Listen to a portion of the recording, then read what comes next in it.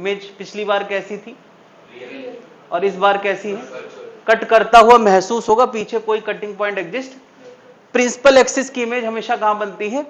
Principal axis पे, ठीक है। दूसरी बात मैंने कहा एक्सटेंडेड ऑब्जेक्ट, ये था पॉइंट ऑब्जेक्ट, ये क्या है? एक्सटेंडेड। तो यार देखो, इस डॉट की इमेज ये प्रिंसिपल एक्सिस पे है, कहां बनना चाहिए? प्रिंसिपल एक्सिस पे। ये डॉट प्रिंसिपल एक्सिस से ऊपर है और ये डॉट भी प्रिंसिपल एक्सिस से ऊपर है, प्रिंसिपल एक्सिस से हट के है। तो जो प्रिंसिपल एक्सिस से हट के होगा उसकी इमेज भी हट के बनेगी। देखो यार, मैंने सारी रेज वहां से जनरेट की, दोबारा इधर इकट्ठी हुई, इसका मतलब उस डॉट की इमेज यहां बनी है। मिडिल डॉट की इमेज कहीं मिडिल में बनेगी, देखो यार ये बनी है। तो मैं कह सकता हूं यार इस डॉट की इमेज ये है, इस डॉट की इमेज ये है, बॉटम डॉट की इमेज यहां कहीं होगी। तो क्या पूरी इमेज उल्टी बनी है? तो क्या एक्सटेंडेड ऑब्जेक्ट की एक्सटेंडेड इमेज बनती है? और ये इमेज पता करने के लिए इतनी सारी रे दिखाने की जरूरत नहीं है। हम चाहते तो केवल 2 रे से ये इमेज लोकेट कर सकते थे। कौन सी रे? एक पैरेलल वाली जो फोकस से जाएगी, फोकस होता है सेंटर और पोल के बीचों बीच, और एक रे पोल पे बराबर एंगल पे वापस कर दो, जहां कट करे वही उस एरो के टिप की इमेज हो जाएगी, बाकी इमेज उसके बीच में बनेगी। हम लोगों ने कहा था यार 2 रे से इमेज का लोकेशन हम लोग कर सकते हैं। बात क्लियर है? तो अब यार मैं एक्सटेंडेड ऑब्जेक्ट की डिफरेंट जितनी पॉसिबल इमेज लोकेशंस और साइज की बातें हैं वो एक साथ बताने वाला हूं। तुम्हारे इसमें मैंने वो प्रिंट करके दिया है, तो नोट करने से ज्यादा तुम्हें बस एक बार देख लेना है। कॉनकेव के लिए और कॉन्वेक्स के लिए कहां ऑब्जेक्ट हो तो कहां इमेज बनती है। अच्छा, पता होने से फायदा क्या है? जनरली एक तो फायदा यही कि सीधे सीधे कोई थ्योरेटिकल क्वेश्चन पूछे तो हम आंसर दे देंगे। दूसरा फायदा यह है कि न्यूमेरिकल क्वेश्चन में हमें अंदाजा पहले से होता है कि इसका आंसर किसके किसके आसपास आना चाहिए। तो अगर हमसे कोई गलती हुई है न्यूमेरिकली तो वो गलती हम दूर कर सकते हैं, है कि नहीं? तो पहले से हम अंदाजा लगा लें। हालांकि तुमने सबने पहले पढ़ा ही है कि किस ऑब्जेक्ट की इमेज कहां बनती है, बट फिर भी मैं अपने शब्दों में बता दूं। तो यार एक हम लोग बातें डॉट ऑब्जेक्ट की कर रहे हैं या एक्सटेंडेड ऑब्जेक्ट की? पॉइंट ऑब्जेक्ट की, एक्सटेंडेड पॉइंट की कर चुके हैं। अब हम किसकी बात करें? Extended object. तो एक्सटेंडेड ऑब्जेक्ट का हमेशा ऑन है। एक्सटेंडेड ऑब्जेक्ट का हमेशा कैसा इमेज बनता है? एक्सटेंडेड बनता है। सोचो यार, इस मिरर के सामने प्रिंसिपल एक्सिस पे बहुत दूर एक पहाड़ जैसा ऑब्जेक्ट है, तो पहाड़ का एक बेस होगा, पहाड़ की एक चोटी होगी। तो पहाड़ के बेस की इमेज, पहाड़ का बेस से पैरेलल रेज आएंगी प्रिंसिपल एक्सिस के, वो बिल्कुल बिल्कुल कहां बनेंगी? फोकस पे, फोकल पॉइंट पे बनेंगी। लेकिन क्या पहाड़ की चोटी से जो रेज आ रही हैं वो फोकस के ही ऊपर नीचे कहीं बनना चाहिए? भाई एक्सटेंडेड हो गया, पहाड़ तो बड़ा चीज हो गया, तो बड़ी चीज की बड़ी इमेज बनना चाहिए। तो अगर एक्सटेंडेड ऑब्जेक्ट पहाड़ जैसा है, उसकी चोटी से आने वाली रेज अगर डाली जाएंगी तो उसका कटिंग पॉइंट फोकस के ठीक नीचे होगा, ठीक नीचे। कुछ तो साइज होगा, भले वो साइज बहुत छोटा हो, लेकिन सीधे पहाड़ का क्या एक उल्टा पहाड़ बनेगा। कहां बनेगा? पहली चीज एट फोकस। ये रियल है या वर्चुअल है? हाँ, रियल है। ऑब्जेक्ट इनफाइनाइट पे है, तो बेस की इमेज, पहाड़ की बेस की इमेज यहां बनी है और चोटी की इमेज यहां बनी है। रियल है। सीधा है या उल्टा है? उल्टा है ना। और डिमिनिश्ड है। बहुत छोटे के लिए जनरली हम लोग डिमिनिश्ड वर्ड मतलब छोटा बनेगा। पहला चीज क्लियर है? देखो यार तुम्हारी इस शीट में बना हुआ है, इनको दे मिला है कि नहीं? तो कंफर्म करते जाएं, कुछ अगर मिसिंग है तो देख लेना कि कुछ ऐसा तो नहीं लिखने में कुछ गड़बड़ हो। दूसरा यार देखो यार, मिरर में हमने 3 लैंडमार्क बनाए हैं, पोल, सेंटर और उसके बीचों बीच क्या बनाया है? फोकस बनाया है। इन्हीं लैंडमार्क के इधर उधर हम ऑब्जेक्ट रखेंगे और देखेंगे इमेज कहां बन रही है। तो इस बार मैं ऑब्जेक्ट इनफाइनाइट और सी के बीच में कहीं रखने वाला हूं, यानी अब इनफाइनाइट पे नहीं है, इनफाइनाइट और सी के बीच में है, ठीक है। तो सबसे पहले मैंने एक रे पैरेलल डाली। पैरेलल रे हमेशा कहां से पास करती है? फोकस से। एक रे पोल पे डाली, तो जिस एंगल पे डाली उसी एंगल पे वापस कर दिया। अगर सही सही ज्योमेट्री कोई बनाएगा तो क्या देखेगा कि इमेज सी और एफ के बीच में है। तो पहली बात लोकेशन इमेज की क्या आ गई? सी और एफ के बीच में। रियल है या वर्चुअल है? रियल है। सीधा है या उल्टा है? इन्वर्टेड है। और अगेन छोटा है या डिमिनिश्ड है? स्मॉलर देन ऑब्जेक्ट ज्यादा सही है, डिमिनिश्ड बहुत छोटे के लिए जल्दी यूज होता है। अब मैं एग्जैक्टली सी पे रख रहा हूं ऑब्जेक्ट, बिल्कुल सही सही ज्योमेट्री बनाना है और सही सही देखा यार, ये और ये दूरी बिल्कुल मैंने बराबर रखी है, अगर इसमें गड़बड़ करूंगा तो आंसर भी गड़बड़ आएगा। ठीक सी पे ऑब्जेक्ट रखा है, एट सी। इसके टॉप से जाने वाली एक रे फोकस से जाएगी, फिर बराबर एंगल पे ये वापस। अगर कोई सही सही ज्योमेट्री बनाएगा तो ये इमेज उसके ठीक नीचे बनेगी। ठीक है, तो इमेज के बारे में बताएं जरा। रियल, सेम साइज, बात क्लियर है। सी के पहले मैंने ऑब्जेक्ट रखा है, एफ के पहले, एफ के जस्ट पहले। हाँ, सी और एफ तो कवर हो गया, अभी नहीं हुआ। सी और एफ के बीच में रखा है, सी और एफ के बीच में कहीं रखा है। देखो यार, एक रे पैरेलल वाली, एक रे बराबर एंगल वाली, अगर इसका सही सही कटिंग पॉइंट देखेंगे तो कहां आ रहा है? सी के बियॉन्ड, बियॉन्ड सी आ रहा है। हाँ हाँ, बिफोर सी एक ही बात हो गई, सी से पहले। सही है भाई, बिफोर और बियॉन्ड में कोई अंतर थोड़ी भाई। रियल है या वर्चुअल है?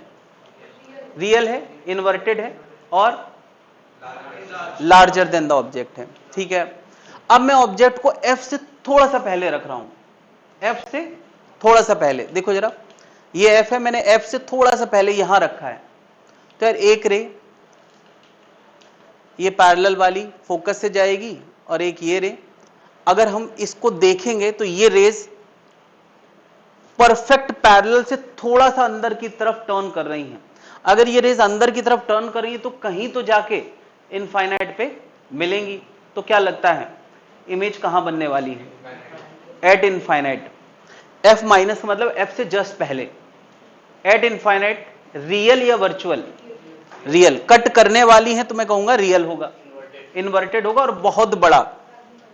ठीक है, मैंने यार एफ से जस्ट पहले क्यों बोला, एफ पे क्यों नहीं बोला है? क्योंकि अगर हम एफ पे रख देंगे ना तो ये रे और ये रे परफेक्ट पैरेलल हो जाएगी। परफेक्ट पैरेलल का मतलब हम कुछ नहीं कह सकते कि इधर कट करेगी या उधर कट करेगी। यानी ठीक एफ के लिए एक्चुअली इमेज डिफाइंड होती ही नहीं है। अगर कोई पूछे एफ पे रखा है ऑब्जेक्ट, इमेज कहां बनेगी, तुम इनफाइनाइट बोल सकते हो, मगर ये पक्का नहीं कर सकते कि उस तरफ इनफाइनाइट या इस तरफ इनफाइनाइट। लेकिन अगर एफ के जस्ट पहले बोलोगे तो हम तो पक्का कह सकते हैं इस तरफ इनफाइनाइट। तो एफ के जस्ट उधर क्या होगा यार? एफ के जस्ट उधर क्या होगा ये समझने के लिए मैंने एफ के आगे एक ऑब्जेक्ट रखा है ना। देखिए जरा, मैंने एफ के जस्ट आगे नहीं रखा है, अभी एफ के काफी आगे रखा है ताकि तुम्हें समझ आए। पहले तो यार एफ के जस्ट आगे रखा है, एक रे मैंने ऐसे दिखाई है, एक रे ऐसे दिखाई है। इनका कटिंग पॉइंट देखो जरा यार, इनका कटिंग पॉइंट यहां कहीं है। क्या रियल या वर्चुअल? वर्चुअल इमेज पहली बार मैंने दिखाई है। और हाँ, इमेज के बारे में क्या बोलोगे? पहली बार तो बिहाइंड द मिरर, इरेक्ट है ना, सीधा है, वर्चुअल है और लार्जर है। अब मैं थोड़ा सा एक यहीं पे ज्योमेट्री बनाता हूं एफ के जस्ट पहले के लिए। सोचो यार, अगर मैं यहां ऑब्जेक्ट रखता, यहां एफ के जस्ट पहले, तो यार एक रे पैरेलल जाती, वो तो यही होती, इसमें कोई दिक्कत है? इसमें कोई दिक्कत नहीं। लेकिन जो ये रे होती, क्या देखो ये एंगल कम हो गया ना, तो वो कम एंगल पे ही लौटती। तो तुम अगर देखते तो इनका कटिंग पॉइंट ना उस तरफ कहीं इनफाइनाइट पे होता। इसका मतलब एफ वो टर्निंग पॉइंट है, एफ वो टर्निंग पॉइंट है कि अगर एफ के जस्ट पहले है तो इधर इनफाइनाइट, ठीक एफ पे है तो कैन नॉट से, नॉट डिफाइंड, मतलब इनफाइनाइट पे बनेगी लेकिन हम कह नहीं सकते। चलो मैं एट इनफाइनाइट लिख देता हूं, मगर कह नहीं सकते कि इस तरफ या उस तरफ, वो एक्चुअली में नॉट डिफाइंड है। और एफ को जैसे ही पार किया तो क्या हुआ? उस तरफ इनफाइनाइट। एफ के थोड़ा और आ गया है तो क्या इमेज भी, अरे देखो एफ के आगे आए तो इमेज भी आगे आ गई। अगर मैं चिपका के एफ को, ऑब्जेक्ट को एकदम पोल के करीब रख दूंगा तो क्या होगा? अगर ऑब्जेक्ट को बिल्कुल चिपका के पोल के करीब रख दूंगा तो क्या होना चाहिए, मैं तुमसे पूछ रहा हूं, यहां रख दूंगा तो क्या ये इमेज पास आते आते इस तरफ आ जाएगी? पोल की इमेज हमेशा पोल पे बनती है। एक रूल मैंने पहले लिखा रखा है, पोल पे चिपका हुआ ऑब्जेक्ट तो चिपकी हुई इमेज बनती है। लेकिन फिर भी ये तो हम कह सकते हैं उस तरफ चिपका हुआ या इस तरफ चिपका हुआ, किस तरफ है? अपोजिट ऑफ द, यानी रियल है या वर्चुअल है? वर्चुअल है। क्या इतनी बात समझ में आ रही है? तो ये सारे केसेस हमने कॉनकेव के लिए करे हैं, और अक्सर क्योंकि केसेस बहुत ज्यादा हैं तो थ्योरेटिकल क्वेश्चन के वक्त हमें रिकॉल करना पड़ता है, बनाना पड़ता है, तब याद आता है। उसके लिए मैंने यार एक स्टोरी बनाई है ताकि तुम्हें जो है ज्यादा रिकॉल ना करना पड़े, तुरंत तुरंत आंसर दे पाओ। ठीक है, तो थोड़ा देर के लिए स्टोरी सुन लेना, अच्छी लगे खराब लगे। तो इस स्टोरी में दो कैरेक्टर हैं, कौन कौन? एक है बिल्ली और एक है चूहा, टॉम एंड जेरी कह सकते हो, उसी से इंस्पायर्ड होकर मैंने कहानी लिखी। तो बिल्ली यहाँ क्या है? ऑब्जेक्ट, और चूहा क्या है? चूहा आमतौर पे इंसान के घर पे ही रहता है ना। ये इंसान का सी सामने वाला गेट है, पी फॉर पिछवाड़े वाली खिड़की, पी फॉर पिछवाड़े, सी फॉर सामने वाली, और यहाँ एफ उसका आंगन है। मतलब घर पहले बीच में आंगन में ना एक गोल बना देते थे, वो पता नहीं हमारे यहाँ भी होता है, देवी बना देते थे। ऐसे सोचो यार, ये उसका आंगन है।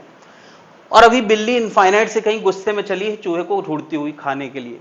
तो चूहे का कॉन्फिडेंस एकदम हिला हुआ है। कॉन्फिडेंस यहां साइज से लेना देना है, साइज मतलब बहुत छोटा है, और ये जमीन के नीचे बिल बना के है, बिल बना के छुपा हुआ है। बिल बना के मतलब उल्टा, तो साइज छोटा, कॉन्फिडेंस कम, और बिल में नीचे है, छुपा हुआ है, मतलब उल्टी इमेज।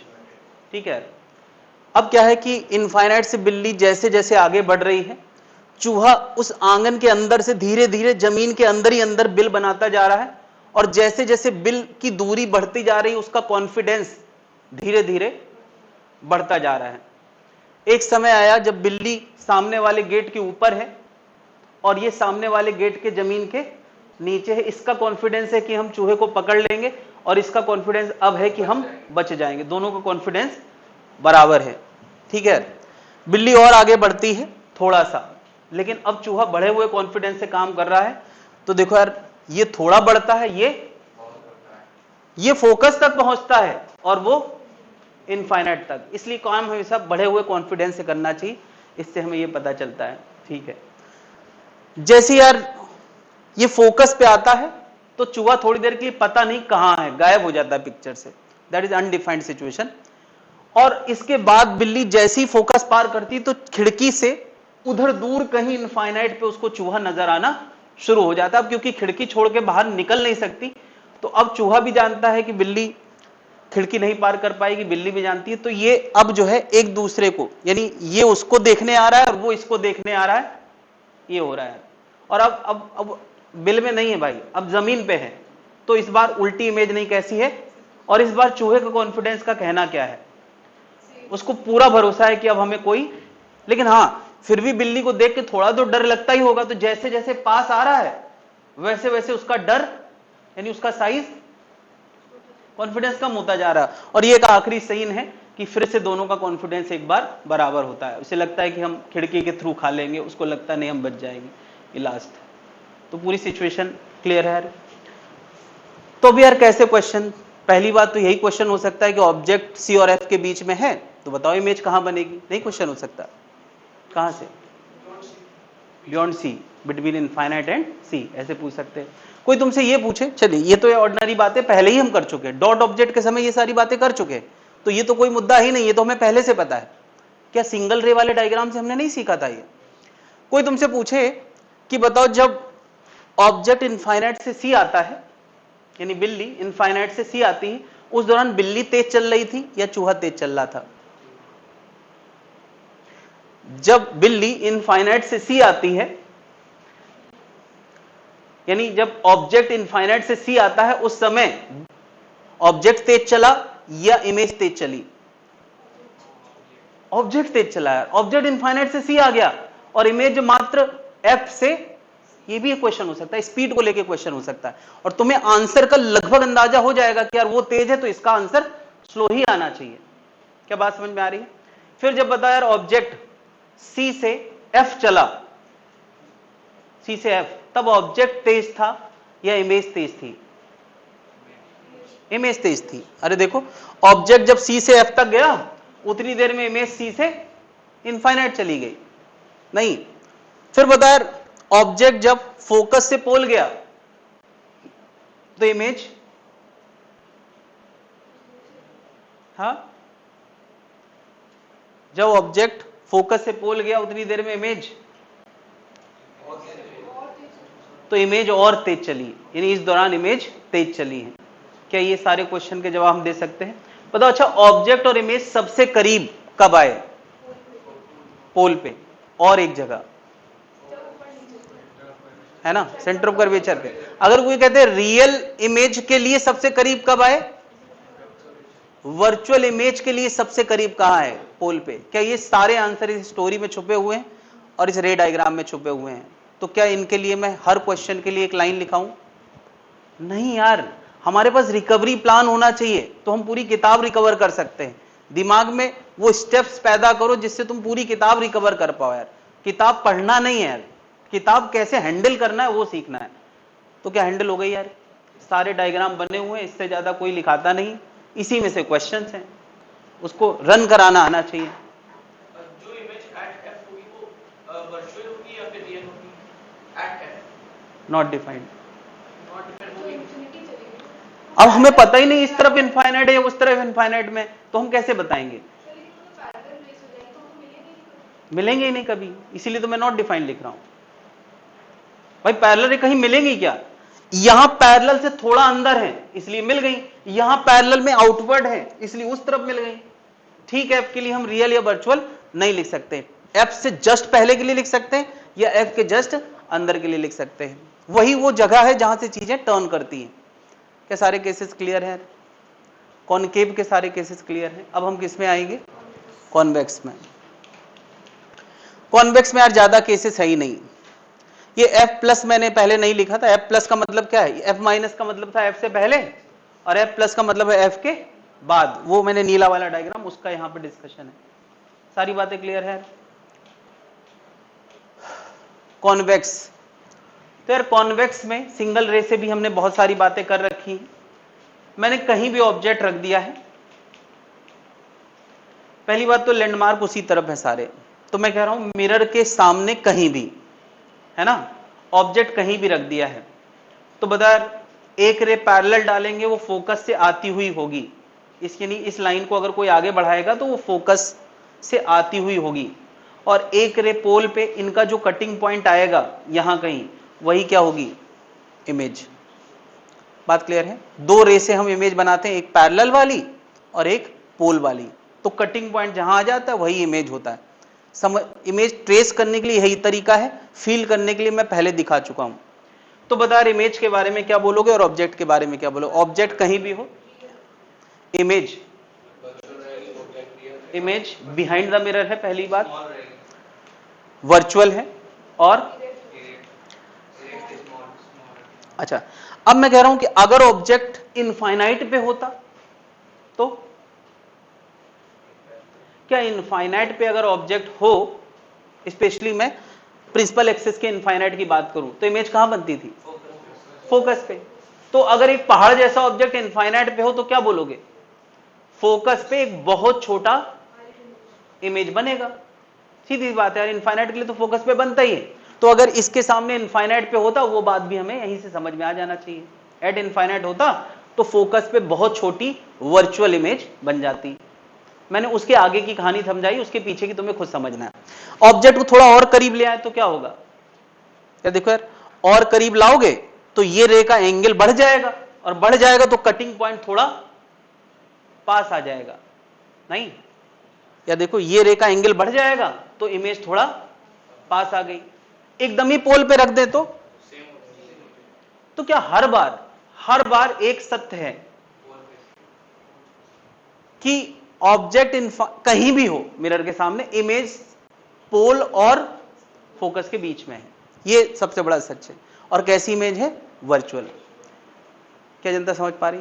अच्छा, वैसे तो हम रियल ऑब्जेक्ट के लिए ही सारी बातें करते हैं, लेकिन यहां भी रिवर्सिबिलिटी याद है? रिवर्सिबिलिटी कि अगर ये ऑब्जेक्ट तो ये इमेज है, उल्टी बात कर ले, ये ऑब्जेक्ट हो जाए तो ये इमेज बन जाएगी। रिवर्सिबिलिटी यानी मैं तुमसे क्वेश्चन पूछूं कि कोई ऑब्जेक्ट बिहाइंड द मिरर पोल और फोकस के बीच में है, पोल और फोकस, तो बताओ वो रियल ऑब्जेक्ट होगा या वर्चुअल ऑब्जेक्ट? पहली बात तो यही है कि कभी behind the mirror real object हो ही नहीं सकता, वो ऑब्जेक्ट कैसा होगा? वर्चुअल। अगर मैं कह दूं मिरर के बिहाइंड पोल और फोकस के बीच में ऑब्जेक्ट रखा है तो वो सचमुच का ऑब्जेक्ट नहीं हो सकता, कैसा होगा? Virtual object. उसकी इमेज कहां बनेगी? In front of the mirror, pole से लेके इनफाइनाइट के बीच में। क्या उल्टी बात तो कर ही सकते हैं? अच्छा बताओ, ये ऑब्जेक्ट है तो ये इमेज है, ये ऑब्जेक्ट बन जाए वर्चुअल ऑब्जेक्ट तो ये क्या बन जाएगा? यानी बताओ कॉनकेव में उस तरफ कहीं भी ऑब्जेक्ट हो उस तरफ तो वर्चुअल ऑब्जेक्ट होगा, उसकी इमेज कहां बनेगी? पोल और फोकस। ये सब क्वेश्चन अपने मन से बन जाएंगे और तुम ध्यान दो अगर तो इसमें यार बहुत गहरे गहरे क्वेश्चन बन गए इसी स्टोरी में, समझ रहे हैं?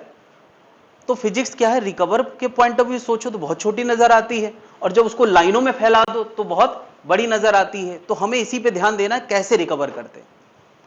मैं यार पढ़ाने के साथ साथ इसके लिए भी ट्रेंड कर रहा हूं कि कैसे तुम्हें फिजिक्स को हैंडल करना है। बात समझ में आ रही है? क्लियर है? आगे बढ़े तो देखो यार, हम लोगों ने कॉनकेव और कॉन्वेक्स का कुछ कुछ अंदाजा तो पहले से लगा लिया है, यानी न्यूमेरिकल सॉल्व करते समय अब हमसे बड़ी गलती नहीं हो सकती। बड़ी गलती मतलब कि पता चले कि हमें पता है कि जो है ऑब्जेक्ट 30 सेंटीमीटर पे है तो इमेज का आंसर 30 से छोटा नहीं होगा अगर सी और एफ के बीच की बात है, हमें पहले से पता है। यानी चार में से अगर चार में से एक ही आंसर 30 से बड़े वाला है तो तुम बिना सॉल्व किए भी टिक कर सकते हो।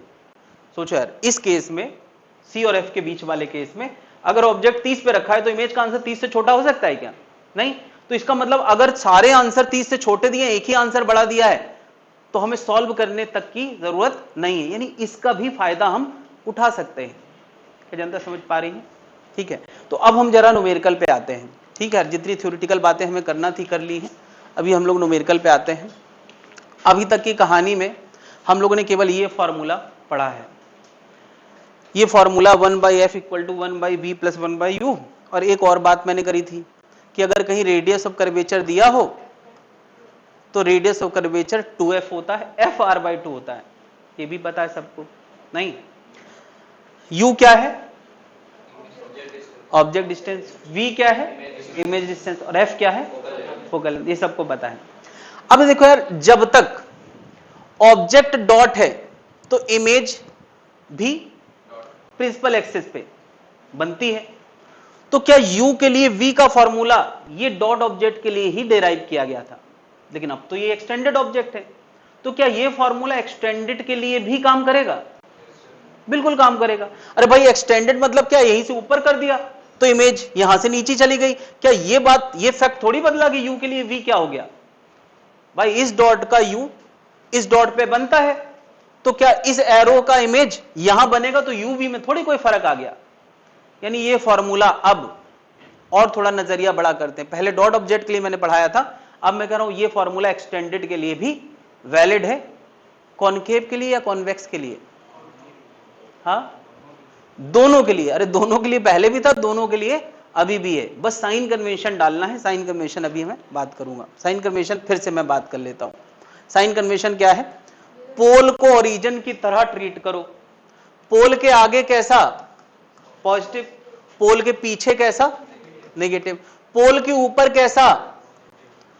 पोल के ऊपर कैसा? पॉजिटिव। पोल के नीचे कैसा? नेगेटिव।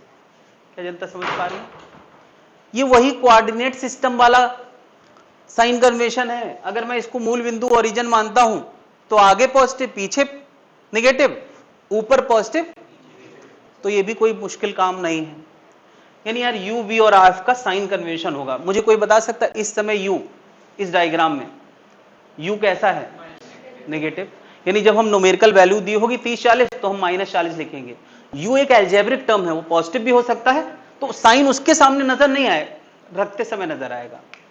v कैसा है? f कैसा है? सब निगेटिव है, सब निगेटिव है। कोई दिक्कत है भाई लोग? कई लोगों का सवाल होता है क्या सर कन्वेंशन बदल भी सकते हैं? तो मैं कहता हूं हाँ बदल सकते हैं। अगर तुम चाहो तो इसको पॉजिटिव मान लो, कन्वेंशन केवल फॉर्मूले से आंसर निकलवाने के लिए होता है। अगर कोई कहता नहीं सर हम इस तरफ को पॉजिटिव मानेंगे तो ठीक है, तुम यू वी एफ सब पॉजिटिव मानो, कोई दिक्कत नहीं है, लेकिन एक नियम बना लो, उसी पे प्रैक्टिस करो, उसी पे काम करो। तो मैं तो कहूंगा एक्चुअल नियम जो किताबों में दिया वही मानो, वरना तुम्हें सोल्यूशन देखने में दिक्कत होने लगेगी। इधर उधर बार बार नियम बदलोगे तो दिक्कत हो जाएगी। तो यार कोऑर्डिनेट सिस्टम का नियम मान लेते हैं। क्लियर है? अभी बता यार एक्सटेंडेड ऑब्जेक्ट है तो एक मुद्दा और आगे आ गया। जब तक डॉट ऑब्जेक्ट था तब तक तो इस फॉर्मूले से काम बन ही रहा था। क्या यहां हम बात करेंगे कि ऑब्जेक्ट का साइज अगर ओ है, यार ओ सिंबल ऑब्जेक्ट की लोकेशन के लिए भी यूज हो रहा है और ओ अब ऊंचाई के लिए भी यूज होगा, लेकिन वो छोटा ओ होगा। आई पहले इमेज की लोकेशन बताने के लिए यूज हो रहा था, अब आई उसकी हाइट बताने के लिए भी यूज होने वाला है। नहीं तो क्या बता यार यहां पर ये एंगल अल्फा और ये एंगल बीटा सेम होगा कि नहीं? मैंने पोल वाली रे दिखाई है भाई, पोल वाली रे में। तो क्या मैं कह सकता हूं यार अल्फा बीटा सेम, तो टेन अल्फा टेन बीटा भी। सबको पता है टेन अल्फा कैसे डिफाइंड है? टेन अल्फा की डेफिनेशन होती है परपेंडिकुलर बाई, तो परपेंडिकुलर कितना है? ओ, और बेस कितना है? परपेंडिकुलर है ओ और बेस है, पता है क्यों? क्योंकि यार जब यू दिया होगा क्वेश्चन में 40 तो हम यू माइनस 40 लिखेंगे कि नहीं? उसको प्लस बनाने के लिए मैंने माइनस लगाया है। ये थोड़ा फिर से सुन लो यार, u is a algebraic term जो प्लस माइनस दोनों हो सकता है, लेकिन फिलहाल u कैसा है? नेगेटिव। सोचो यार u एक सिंबल है जो नेगेटिव है, दिख नहीं रहा, u है नेगेटिव, तो क्या उसको पॉजिटिव बनाने के लिए मैंने यहां माइनस लगाया है। बात क्लियर है? u के आगे माइनस लगाने से अब माइनस u नेगेटिव है या पॉजिटिव है? पॉजिटिव है, पॉजिटिव है। क्यों? क्योंकि टेन अल्फा जब परपेंडिकुलर बाई बेस लिखते हैं तो पॉजिटिव अपॉन पॉजिटिव लिखते हैं ना, तो उसको नेगेटिव कैसे लिख सकते हैं? तो ये ध्यान रखना है, माइनस यू कैसा है? पॉजिटिव है, क्योंकि यू नेगेटिव है। चलो टेन बीटा, टेन बीटा नीचे से बताओ जरा।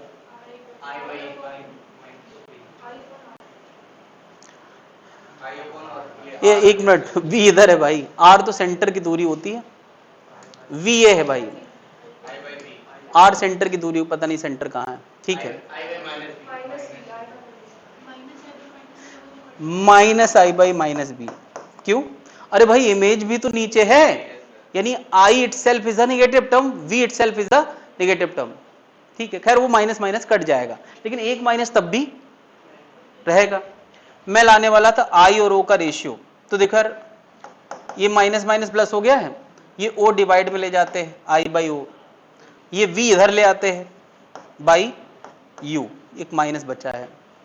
तो यार i by O equal to क्या आ गया? Minus B by U. इसी को हम बोलते हैं magnification formula, i by O equal to minus B by U. Size of image, size of object का रेशियो, चलो मैं i बाई ओ को सीधा करके लिख देता हूं, i by O equal to क्या? Minus B by u. यहां i क्या है? साइज ऑफ इमेज, o क्या है?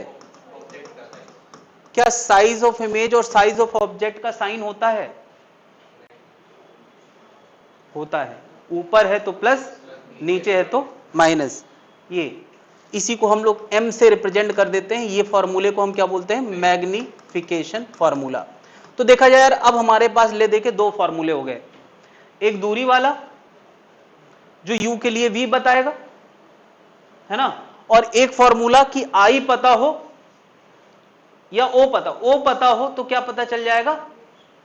i। मैंने क्या बताया? ये फॉर्मूला किस काम आएगा? f दिया होगा, u दिया होगा, तो क्या निकाल लेंगे? v।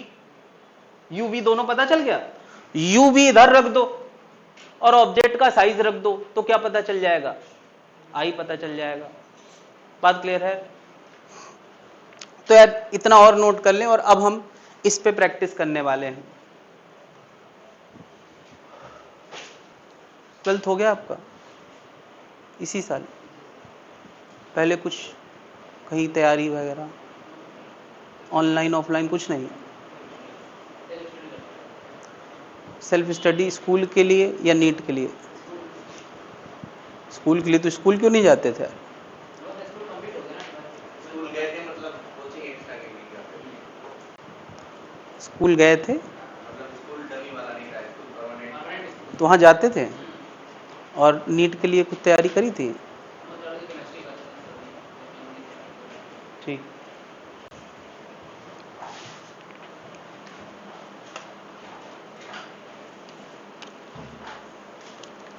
ये फॉर्मूले नोट कर ले भाई, कॉपी निकाले और कोशिश अभी शुरू कर दे।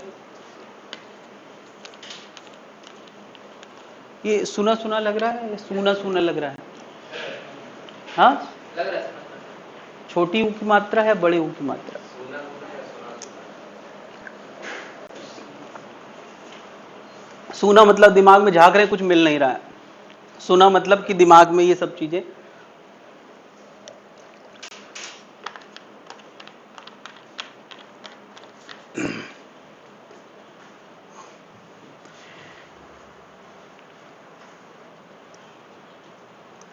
यहां कहीं मैं सी लिख देता हूं, आर की जरूरत नहीं है, आर बल्कि हटा ही दे तो ज्यादा अच्छा।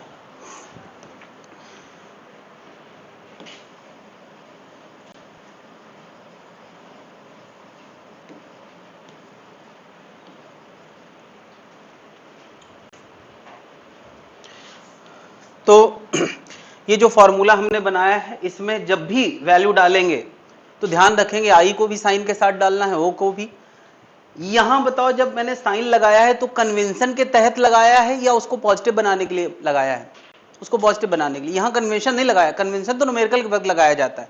ये बड़ा कंफ्यूजन होता है कि सर हम जब डेरिवेशन करते हैं तब भी साइन लगाते हैं और जब न्यूमेरिकल मिलता है तब भी साइन लगाते हैं। तो डेरिवेशन के वक्त हम केवल उसको पॉजिटिव बनाने का प्रयास कर रहे हैं।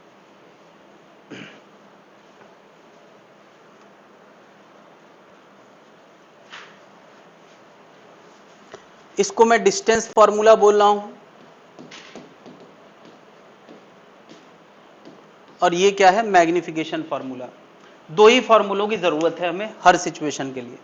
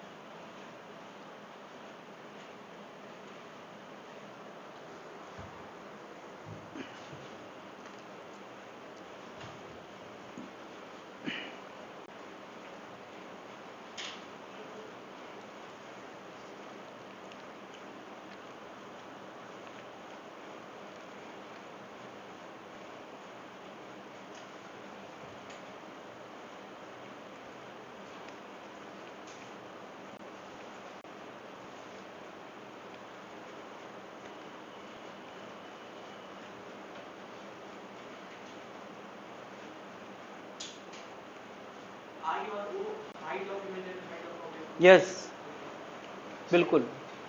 हाइट भी लिख सकते हो, हाइट भी लिख सकते हो, साइज भी लिख सकते हो। तो सर हाइट दी जाएगी तो उसमें दोनों में पॉजिटिव लगेगा।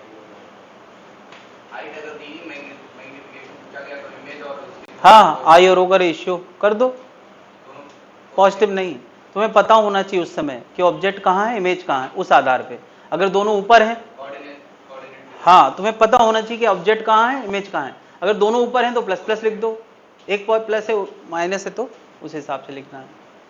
क्लियर है भाई? तो इस पे हम लोग प्रैक्टिस करने वाले हैं।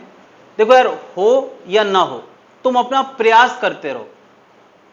जब मैं योगा की क्लास करने जाता हूं तो कहते हैं यार ऐसे टांग छुलाने का प्रयास करें, तो यार ट्रेनर तो छू लेता है, बाकी लोग बस प्रयास करते रहते हैं। लेकिन प्रयास करते करते कभी ना कभी वो छुआ जा सकता है, और अगर हम ना करें तो कभी छुआ नहीं जा सकता। बस मैं एक एग्जांपल दे रहा हूं कि जरूरी नहीं कि सबसे आंसर निकले, लेकिन हाँ ये भी नहीं कि किसी से ना निकले। मतलब 6 लोगों की क्लास है तो फिर कुछ लोगों से निकलना ही चाहिए, वरना फिर मेरे में कुछ कमी है ना, फिर मुझे अपने आप पे डाउट हो जाएगा। तो कोशिश सबको करना है, निकले चाहे ना निकले। ठीक है यार, मैं क्वेश्चन दे रहा हूं, दो ही फॉर्मूले। अच्छी बात यह है कि फॉर्मूले रे ऑप्टिक्स में ज्यादा नहीं है, इसीलिए मैंने ये टॉपिक अभी चुना है कि धीरे धीरे हम लोग इन्वॉल्व हों। ये कौन सा मिरर है, पहला क्वेश्चन? कॉनकेव मिरर है, सबको पता है। चलो यार, कॉनकेव मिरर में एक बात मुझे बताएं, कॉनकेव का सेंटर उस तरफ होता है या इस तरफ? इस तरफ। कॉनकेव का फोकस उस तरफ होता है या इस तरफ? अरे जिस तरफ सेंटर उसी तरफ फोकस। तो सबसे पहले मुझे बताएं कि कॉनकेव अगर इस तरह से रखा है, ये हमारा ओरिजिन है, ये हमारा ओरिजिन है, तो इसके आगे पॉजिटिव, पीछे नेगेटिव। चलो मुझे बताओ इस समय इसका F क्या लिखा जाएगा? समझ गए यार? क्वेश्चन में कभी साइन नहीं लगा होगा, साइन तुम्हें अपने हिसाब से लगाना होता है। तो F क्या लिखा जाएगा? -20। चलो अब आगे बढ़ो यार, और क्या दिया है उसको लिखो। पहले तो सिंबल लिखो, क्या क्या दिया है और क्या क्या लाना है।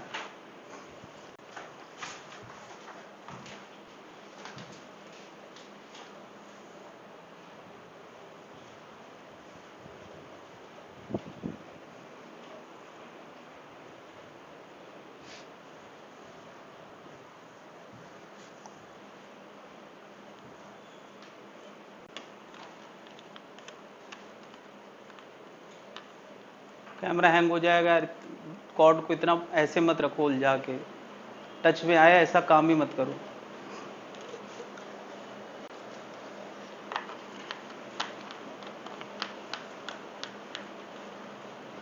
देखो घूम के उस तरफ से बैठो, केवल टच ही में ना आए तुम्हारे।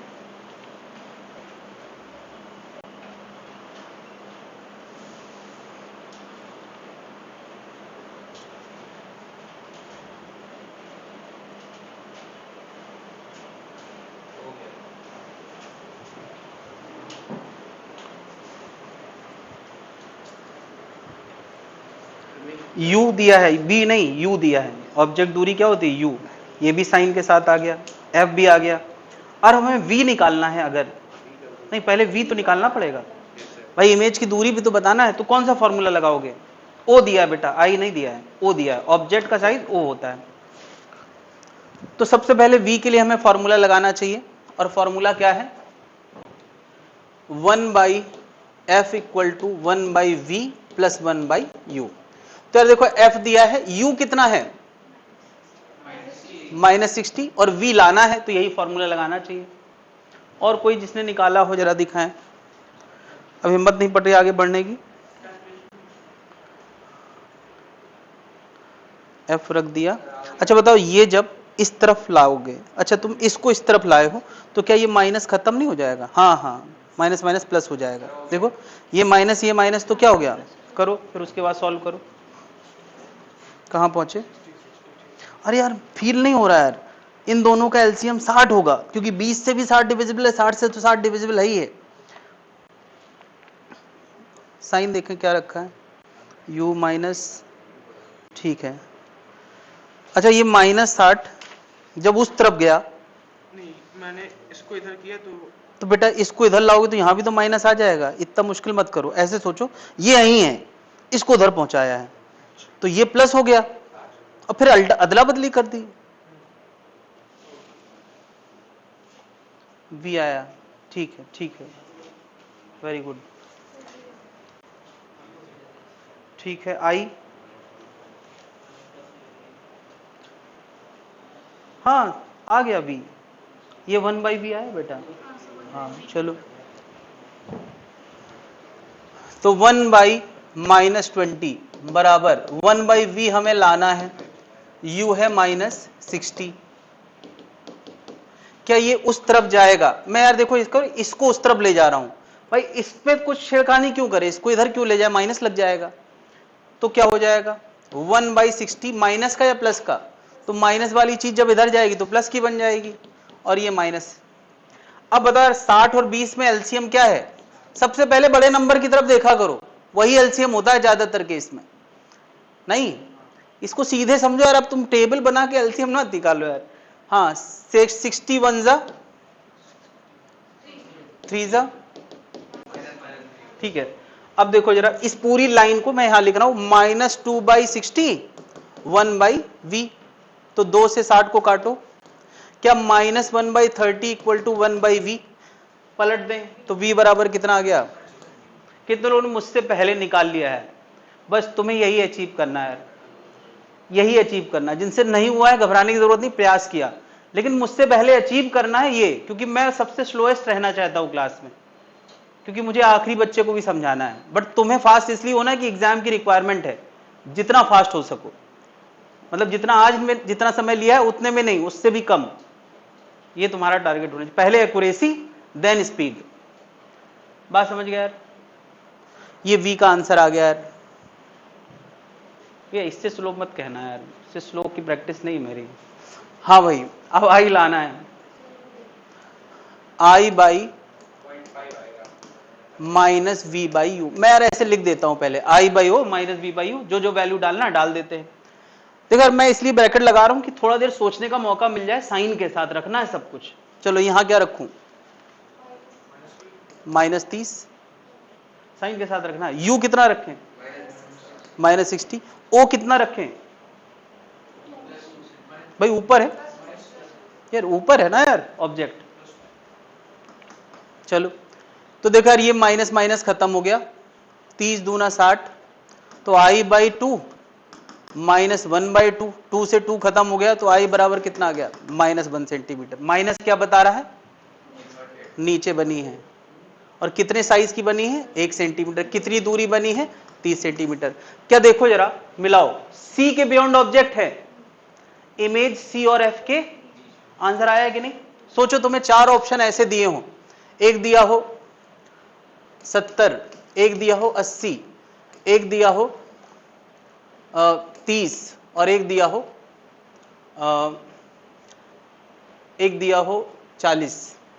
40। तो क्या तुम बिना सॉल्व करके आंसर प्रेडिक्ट नहीं कर सकते? 40 आंसर नहीं हो सकता है। क्यों यार? 40 पे तो सेंटर है, और सेंटर की इमेज सेंटर वाले ऑब्जेक्ट की बनती है, तो ये आंसर नहीं हो सकता। क्यों? अरे भाई 40 पे सेंटर है और सेंटर पे रखे ऑब्जेक्ट की इमेज, तो ये गलत हो गया। क्या 60 पे ऑब्जेक्ट है तो इमेज का आंसर, यार 60 पे ऑब्जेक्ट मतलब सेंटर से दूर है, कैसे पता सेंटर से दूर? अरे फोकस दिया ना क्वेश्चन में, फोकस अगर इतना है तो सेंटर कितने पे होगा? 40 पे। तो 40 पे उधर ऑब्जेक्ट होता है तो इमेज कहां बनती है? सी और एफ के बीच में। तो इसका मतलब यार इसका आंसर 40 से तो बड़ा ही होगा, 40 से तो, बल्कि इसकी खुद की दूरी से भी नहीं, 40 से 60 से तो छोटा ही होगा। जस्ट अ मिनट, 40 से तो छोटा ही होगा। एक मिनट, जब C के बियॉन्ड होता है तो C और F के बीच में बनता है, इसका मतलब 40 से तो छोटा ही होगा। तो 40 से छोटा ना ये आंसर है ना ये आंसर है, ये है। तुम बिना सॉल्व किए भी आंसर टिक कर सकते हो। नहीं, साइज का आंसर मान लिया कोई पूछे, साइज का है ना, वो दे दे 2 centimetre, 3 centimetre, 1 centimetre, none of these, ऐसे दे दे। नन नहीं, नन देगा तो दिक्कत हो जाएगी। पॉइंट चलो 2 3 4, हाँ ऑल ऑफ दीज दे सकते हैं ऑप्शन। ऑल ऑफ क्या दे के करेंगे? एक ऑब्जेक्ट की 3 साइज आ जाएंगे क्या? तो तुम्हें बताओ यार, पता है कि 2 की 2 इमेज तभी बन सकती है जब वो C पे हो, ऑब्जेक्ट और इमेज का साइज। तो ये नहीं हो सकता। बड़ा साइज हो सकता है क्या? नहीं, C और F के बीच में छोटी इमेज बनती है, तो ये भी नहीं हो सकता। तो बचा ये 4 सेंटीमीटर नहीं हो सकता। तो कई बार ऐसा होता है कि वो तुम्हारी क्वालिटेटिव स्किल चेक करना चाहते हैं, पेश न्यूमेरिकल के तौर पे दे रहे हैं, यानी है थ्योरेटिकल लेकिन पेश किया है किसमें? न्यूमेरिकल। लेकिन हाँ, अब क्या है आंसर, मगर यहां पे 30 की जगह 25 भी होता, 28 भी होता, तब तो तुम्हें सॉल्व करना ही पड़ता। इसका मतलब कि ऐसा नहीं, दोनों दिमाग में काम करते रहना चाहिए। दिमाग हर तरह से चौकन्ना हो चाहिए कि बिना न्यूमेरिकल सॉल्व किए हो सकता है क्या? पहली चॉइस जल्दी से तुम्हारे दिमाग में चल जाना चाहिए। यार एक क्वेश्चन करने में कम से कम 8-10 डिसीजन लेना पड़ते हैं, तगड़े डिसीजन। कोई जल्दी ले लेता है, कोई धीमे धीमे लेता है। और उन 10 डिसीजन में यह भी है कि सबसे पहले तो यही चेक करना चाहिए कि बिना सॉल्व किए कोई काम चल सकता है क्या? 5 सेकंड का काम बिना सॉल्व किए हो सकता है क्या? ऑप्शन देखे जल्दी से कि यार ऑप्शन तो बहुत पास पास है, इसका मतलब नहीं चल सकता, तो सॉल्व करने बैठ जाओ। तो ये भी फिल्टर दिमाग में होना चाहिए। क्या बात समझ में आ गई है? किसी को कोई दिक्कत है तो बताए, even the first class holder, कोई दिक्कत नहीं। चलो एक और क्वेश्चन अब अपने मन से करें, इसमें मैं कोई मदद नहीं करूंगा। ये कौन सा मिरर है? कॉन्वेक्स ऐसे रखा है तो ये कॉन्वेक्स है। चलो अभी शुरू हो जाए।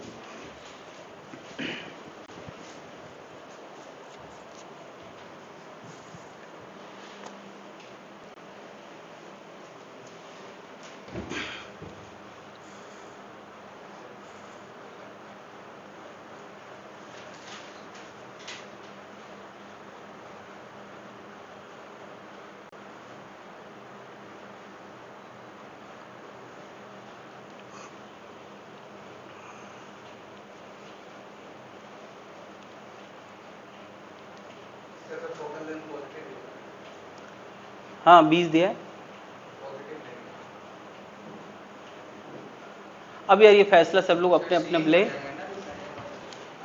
ये बेटा कॉन्वेक्स है। नहीं सर, अगर फोकल लेंथ नेगेटिव लेंगे और वो ऑब्जेक्ट डिस्टेंस भी नेगेटिव लेंगे तो आंसर जो है पहले ही हो जाएगा सर। रखा भी लेफ्ट में। सबके अलग अलग, मैं आ रहा हूँ पास में, अपनी प्रोग्रेस दिखाओ क्या करने वाले हो। एफ नेगेटिव लेने वाले हो? सर एफ नेगेटिव ही लेंगे ना। क्यों लेंगे भाई? सर लेफ्ट में दिया है ना। ये कौन सा मिरर है? तो सर कॉन्वेक्स। उसका सेंटर कहाँ होता है? सेंटर तो होता है तो फोकस भी उसी तरफ होता है भाई मेरे, कॉन्वेक्स का। तो बदल गया ना क्वेश्चन।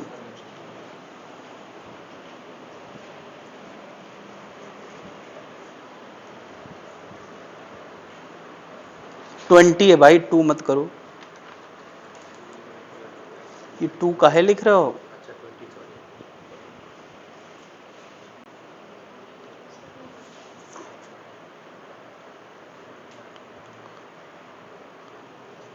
ये प्लस था तो 2 और 1 3, 3 आया ना। हाँ अब सही है।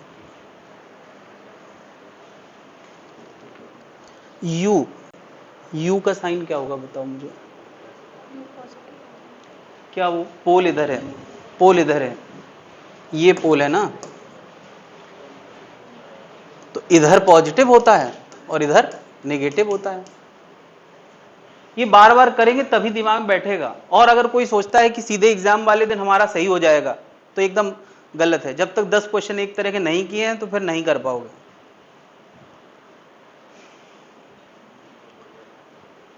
गलती करें, सुधारें और आंसर तक पहुंचे। हाँ भाई कहां तक पहुंचे? नो, गलती है। इतना तो कैजुअल करोगे तो आंसर भी कैजुअल आएगा। थोड़ा सीरियस होके एकदम साफ साफ करने का प्रयास करो। आधा इधर लिखो आधा इधर लिखो, खुद नहीं पता पिछली लाइन क्या थी, दूसरे की लाइन उठा लोगे तो कैसे आंसर आएगा। हाँ भाई सॉल्विंग कहाँ है? इधर दिखाओ जरा मुझे। 60 में से 2 से भाग दो। 2 कब आया यार? 60 डिवाइड बाई 3 आया था ना यार। Just a minute. You negative है, एफ कैसा है मुझे बताओ? कॉन्वेक्स का। कॉन्वेक्स ऐसा मिरर होता है, इस पे पैरेलल रे डालो तो फोकस इस तरफ आता है कि नहीं? हाँ फोकस तो इस तरफ मतलब पोल के राइट हुआ, और राइट हुआ तो कैसा हुआ? पॉजिटिव। बस यही यही यही गड़बड़ है यार। पहले तो ये क्लियर कर ले, कॉन्वेक्स का फोकस इस तरफ नहीं, इस तरफ। सेंटर भी यही होता है और फोकस भी यही होता है। और जब इस तरफ होता है तो क्या ये पोल के आगे हुआ तो फोकल लेंथ क्या लोगे? +20 या -20? पहले तो यही सही कर लें कि कॉन्वेक्स है, पिछली बार कॉनकेव था। ठीक है, देखो ये 10 में से ये भी एक डिसीजन है। 10 डिसीजन मतलब एक क्वेश्चन लगता है कि यार हो सकता है 9वें डिसीजन में हम गलती करें और आंसर -1 मिले। तो 9 डिसीजन की तारीफ ही नहीं है, तारीफ है रिजल्ट की। इसलिए हम लोग बहुत कॉन्शियस रहना है कि सर पता चले पूरे। मैंने कई बार देखा यार बच्चे जो है लास्ट तक बहुत कम नंबर लाते हैं, लेकिन एंड में महीने 2 महीने ऐसी प्रैक्टिस करते हैं कि वो जो 9 डिसीजन 8 डिसीजन में फेल जाते थे वो 10 डिसीजन लेना सही सीख जाते हैं, तो एकदम से नंबर में कन्वर्ट होने लगते हैं। बात समझ रहा है? तो तुम्हारे 10 डिसीजन सही होंगे तभी तो नंबर मिलेगा। तुम यू का डिसीजन में गलती कर दो, साइन के, एफ के डिसीजन में गलती कर दो तो आंसर नहीं आएगा, सीधी सी बात है। तुम कॉनकेव कॉन्वेक्स पढ़ने में गलती कर दो, यानी एक लाइन पढ़ने से लेके एंड तक जाने जाने कम से कम 10 डिसीजन हम ले डालते हैं, तब हमें नंबर मिलते हैं। तो नंबर इतनी आसान चीज नहीं है यार। गलती की 100 संभावना है, सही होने की 10 सही डिसीजन है। हाँ भाई यू कितना? -60। ठीक है यार, एफ पता है, फॉर्मूला लगाते हैं 1/f 1/v 1/u। मैं ऐसे ब्रैकेट लगा देता हूं ताकि सोचने का मौका मिल जाए। तुम भी ऐसा करोगे तो अच्छा रहेगा, बाकी तुम्हारी मर्जी। ये कितना -60 और v हमें सॉल्व करके लाना है। तो देखो यार 1/v यहीं रहने दे, इसको इधर पहुंचाते हैं। 1/60 1/20, ये प्लस ही प्लस है। क्या एलसीएम लें? 60, तो 60 1 जा 23 जा। यार ये क्या मैं देख रहा हूँ, ज्यादातर लोगों के आंसर अलग आए हैं। तो 1/v = 4/16, तो v बराबर 15 आ रहा है। जस्टिफाइड भी यार, फोकस से छोटा आंसर आना चाहिए था। फोकस से छोटा आंसर आना, क्यों हमने पढ़ा नहीं यार, कॉन्वेक्स में इमेज हमेशा फोकस और पोल के बीच में बनती है। तो 15 आया तो तुम्हें खुश हो जाना चाहिए यार, इसका मतलब मैं सही जा रहा हूं। तुम्हारा क्या आया था पहली बार? हाँ, तो आंसर आते ही तुम्हें डाउट हो जाना चाहिए कुछ गलत हुआ है। मैं ये कह रहा हूं कि तुम्हें तो आंसर आते ही डाउट हो जाना चाहिए, क्योंकि आंसर तो 20 से छोटा आना चाहिए था। चलो यार v आ गया। और क्या पूछा है? साइज। अच्छा, इमेज का नेचर तो तुम्हें पता ही है। बता, कॉन्वेक्स में इमेज उस तरफ बनती है तो वो कैसी बनती है? वर्चुअल। अब क्या रह गया? स्मॉलर बनना है तो आई का आंसर 2 से छोटा आएगा, हमें पहले से पता है 2 से छोटा आएगा। फॉर्मूला लगाते I/O -V/U। तो यार O क्या रखना है? +2 ऊपर है यार। V क्या रखना है? U कितना रखना है? -60। ये यार सोच समझ के रखना, रखते समय बिल्कुल एक बार सोचना है। क्या ये माइनस माइनस प्लस हो गया? तो I का आंसर आ गया 2/4 1/2 या 0.5 सेंटीमीटर। जो यूनिट O की होगी उसी यूनिट का आंसर आएगा।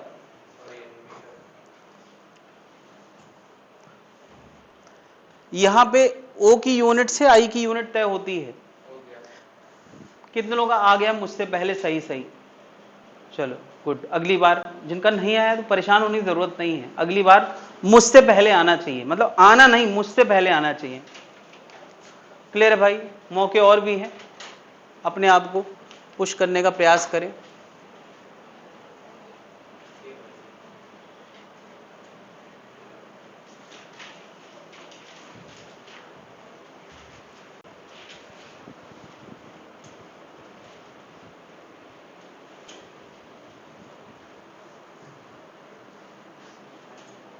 ये क्या पूछा है? पहले तो लैंग्वेज पढ़ के पिक्चर बनाए।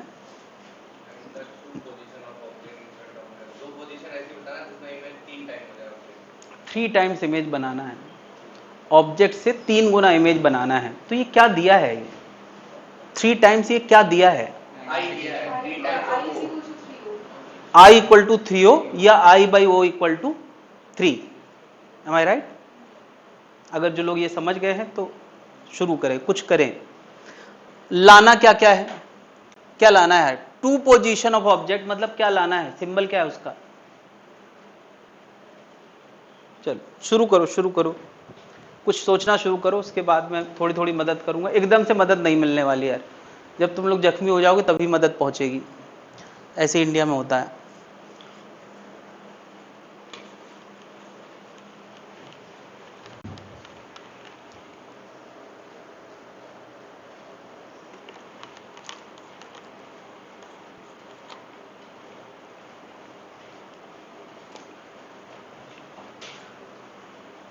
जख्मी होने के डर से लड़ना बंद नहीं करना है भाई, लड़ते रहना है।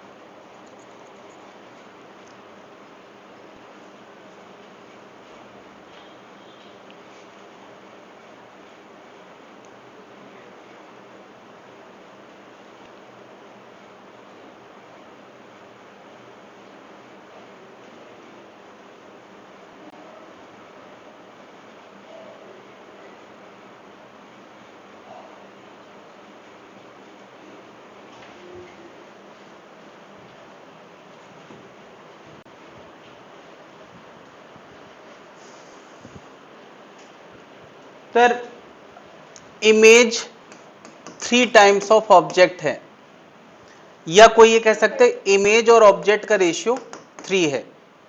नहीं, अगर किसी ने इमेज और ऑब्जेक्ट का रेशियो 3 लिखा है तो उसने आई और ओ को एक ही साइन का माना है। एम आई राइट? आई और ओ को एक ही साइन का माना है, मतलब उसके मन में ये चलना चाहिए कि तुमने ऑब्जेक्ट कुछ ऐसे रखा है और इमेज कुछ ऐसे सोची है। कितना आया? राइट, सही है। बट ये आंसर इस डायग्राम के लिए आया है। जब ऑब्जेक्ट से इमेज 3 गुना है और दोनों का साइन ये भी ऊपर और ये भी, एक और संभावना है क्या? इमेज ऑब्जेक्ट से 3 गुना 2 केस में बनती है, एक जब वर्चुअल और सीधी हो, और एक जब उल्टी इमेज रियल बनती है, तब भी तो 3 गुना बनती है। मगर अगर तुमने इस रेशियो को +3 लिखा है तो ये रेशियो, यार ये रेशियो में आई और ओ क्या एक साइन के हैं? नहीं है, आई नेगेटिव है और ओ, तो इसका रिजल्ट कैसा होगा?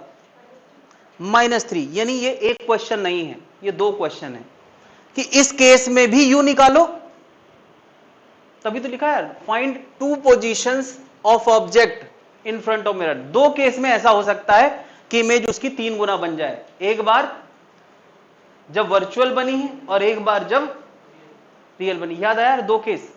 जब ऑब्जेक्ट फोकस के अंदर होता है तो कैसी बनती है? वर्चुअल, और जब ऑब्जेक्ट फोकस और सेंटर के बीच में होता है तब कैसी बनती है? रियल। यानी 2 क्वेश्चन है ये, तुमको इनको एक एक करके निपटाना है। पहले चलो यही दिमाग में रखो, इससे आंसर लाओ। करना क्या है अब यार? चलो ये दिया है तो इससे क्या, फोकल लेंथ भी तो दिया है, एफ दिया है, कितना दिया है? एफ साइन के साथ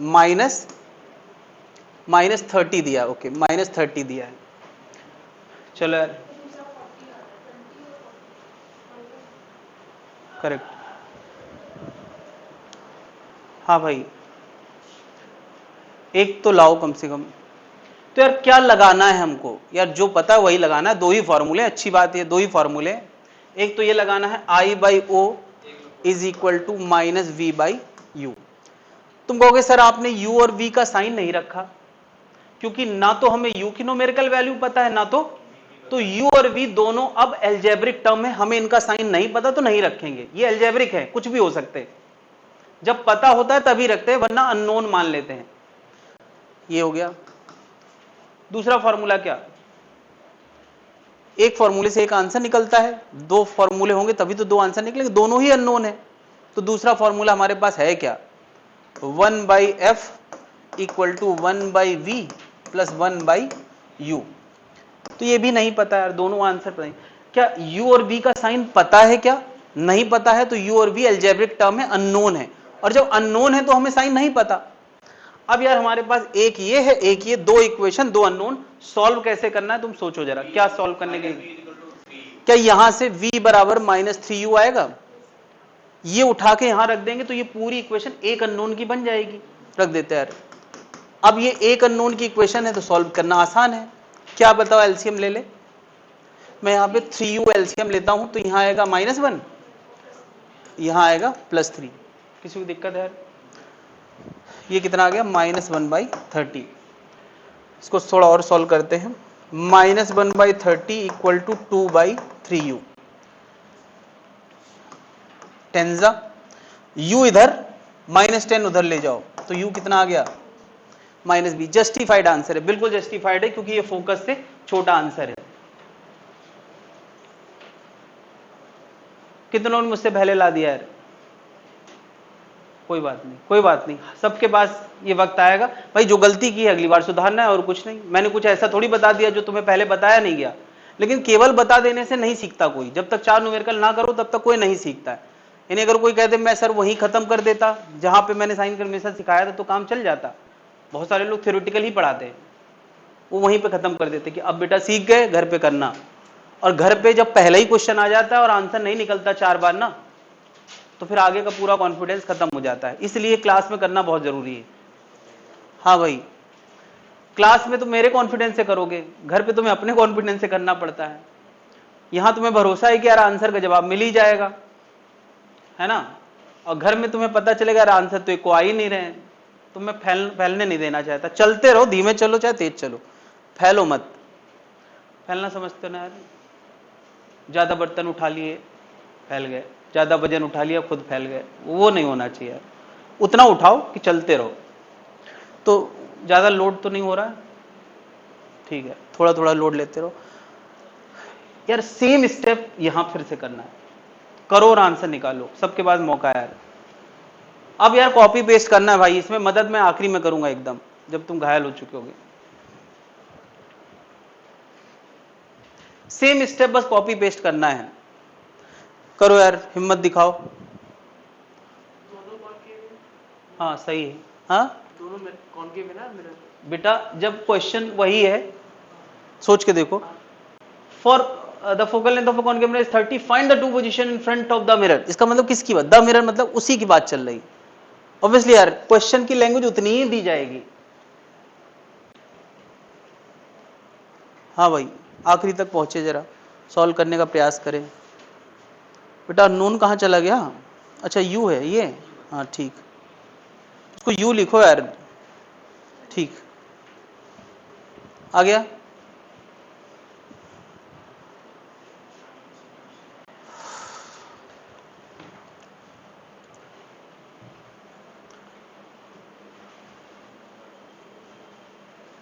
प्रैक्टिस करेंगे तो सबका आएगा, आज नहीं तो कल आएगा। जिसने पहले से कुछ कर रखा है उनका जल्दी आ जाता है, जो पहली बार कर रहे हैं उनको थोड़ा समय लगेगा,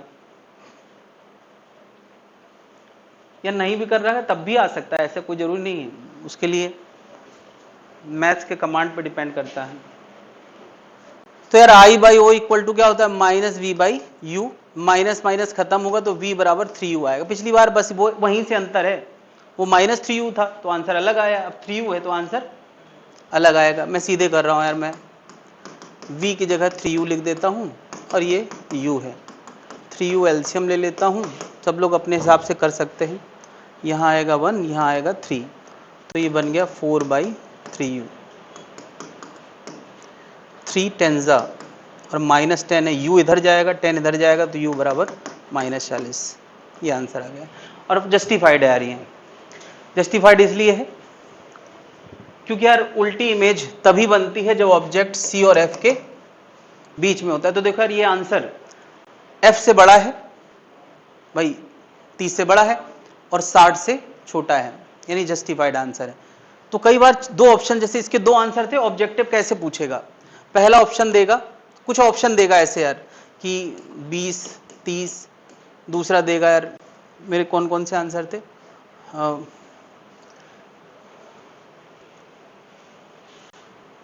30, 40, 20, 40, ऐसे ऑप्शन देगा कॉमा करके। दो आंसर पूछे तो अब तुम्हारे दिमाग में क्या आएगा कि यार एक आंसर 30 से छोटा होना चाहिए और एक आंसर 30 से बड़ा होना चाहिए, 30 तो नहीं होना चाहिए, तो ये गलत हो गया, ये गलत हो गया, एक 30 से छोटा एक 30 से बड़ा। अगर तुम्हें वो सॉल्विंग नहीं करवाना चाहता तो ऐसे भी आंसर दे सकता है, और सॉल्विंग करवाना चाहता है तो अगल बगल दो आंसर ऐसे दे देगा यार, एक दे देगा 20 की जगह 18 और एक दे देगा 38, तब तुम कंफ्यूज हो जाओगे यार, तब तुम्हें सॉल्व करना पड़ेगा। लेकिन ज्यादातर मैं देखता हूं नीट वालों के लिए वो ज्यादा सॉल्विंग की उम्मीद नहीं करते हैं, ज्यादा नहीं, लेकिन एक दो लाइन सॉल्व करना पड़ जाए इसके लिए तैयार रहना पड़ेगा। इस बार के पेपर में देख रहा हूं बस एक लाइन या दो लाइन की सॉल्विंग के बाद आंसर निकल रहे थे, ज्यादा लाइनें नहीं। क्या जनता समझ पा रही है? तो थोड़ा सा यार हमको अपना क्वालिटेटिव क्वेश्चन भी खुला रखना है दिमाग में, और थोड़ा सा न्यूमेरिकल भी। इतना अगर हैंडल कर ले गए तो सारे काम बन जाएंगे। किसी को किसी स्टेप में कोई दिक्कत है तो बताएं, और आगे बढ़े, और करोगे भी? अंदर से कपकपी तो नहीं आ रही किसी को? ठीक, कॉन्फिडेंस बढ़ना चाहिए यार। ये बड़े अच्छे से क्वेश्चन पूछा गया है, ट्राई करो, गलत सही जो कुछ करना हो करो, ये जो प्रोसेस चल रहा है ना यार गलत सही करने का, इसी से तुम सीखोगे।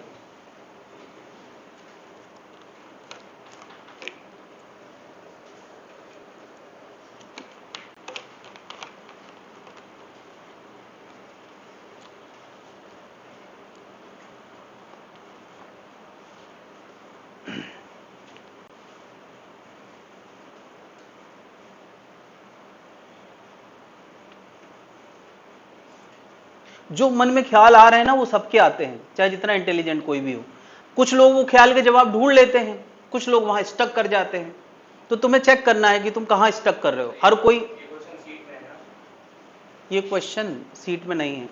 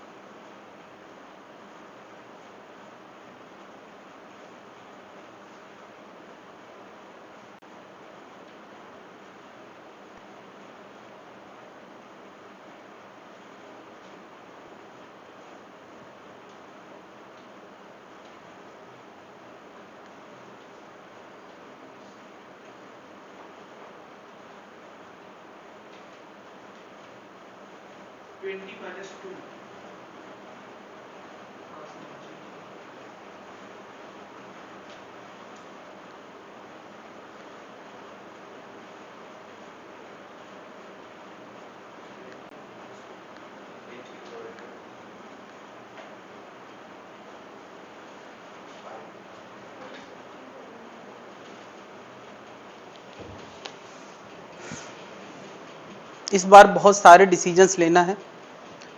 पहले तो मैं यही डायग्राम लेवल पे बात करूं। मैं यहाँ पे कोऑर्डिनेट सिस्टम बना रहा हूँ, ओरिजिन 0 0। क्यों? क्योंकि इन्होंने कोऑर्डिनेट की बात करी है। 30,2 30,2 मतलब 30 आगे और 2 ऊपर, 30 आगे 2 ऊपर। चलो यहाँ है 30,2। इस डॉट की इमेज के बारे में बात करना है ना। अच्छा, किस मिरर ने इमेज बनाई है? कॉनकेव मिरर ने। A concave mirror of focal length is placed in XY coordinate system such that pole lies at origin and principal axis coincide with the X axis. ये हमारी क्या है? X axis. यही principal axis भी है। अच्छा मुझे बताओ, ऑब्जेक्ट अगर इधर रखा है, क्वेश्चन में कहीं भी वर्चुअल ऑब्जेक्ट जैसी बात नहीं की तो हम उसको रियल ऑब्जेक्ट मानेंगे। तो मिरर कैसा रखें? हम अभी तक सारे क्वेश्चन मिरर ऐसे रखते थे, बट ऐसे रख देंगे तो उल्टा मिरर थोड़ी इमेज बनाएगा। यानी पहली बात तो यह है कि मिरर हमें ऐसे रखना है। पहली बात तो यह है जो सुधार करना है, अपने मन से हमें सोचना था मिरर कैसे रखना है। क्वेश्चन ने नहीं दिया कि मिरर कैसे रखना है। उल्टा मिरर रख देंगे तो इमेज कैसे बनेगी भाई? इमेज बनने के लिए स्मूथ सरफेस सामने होना चाहिए कि नहीं? तो पहली बार कॉनकेव मिरर को ऐसे रखा गया है, क्वेश्चन की लैंग्वेज बता रही है। यार तो अगर ऐसे रखा गया इसका मतलब क्या हुआ यार? पोल इधर है, ठीक है, इसका मतलब इसका यू कितना हो गया? अच्छा, अब तो ऑब्जेक्ट एरो वाला है ही नहीं। कोई बात नहीं, तुम दिमाग में एरो ले आओ, इसलिए कि हम एरो की टॉप की ही इमेज तो हमेशा बनाते ही हैं। तो बताओ ये एरो कितना दूर है? यहां से 30, और एरो का टॉप 2 सेंटीमीटर ऊंचाई पे है। तो तुम्हें एक तरह से इस एरो की ही इमेज बनाना है।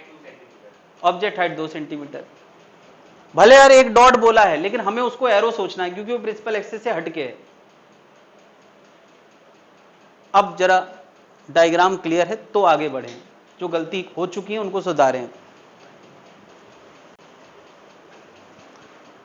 तो यार देखो यार, 2-4 फैसले तो यही हो गए। पहले तो मिरर कैसा रखना है, ठीक है, कोऑर्डिनेट कहां बनाना है, और उसको एरो सोचना है। एरो सोचने बिना, क्योंकि हमने एरो के लिए ही पूरी कहानी पढ़ी है। चलो अब मुझे बताएं, U कितना, F कितना और O कितना? सर U आ जाएगा -30 सेंटीमीटर,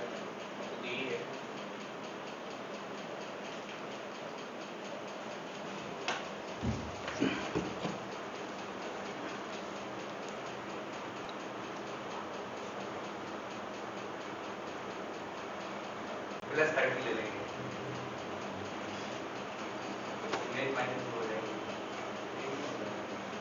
मुझे बताओ पोल इधर है तो पोल से आगे क्या होता है? प्लस। तो यार क्या बताओ u प्लस 30 हो गया कि नहीं? इसका फोकस भी तो यहीं कहीं होगा।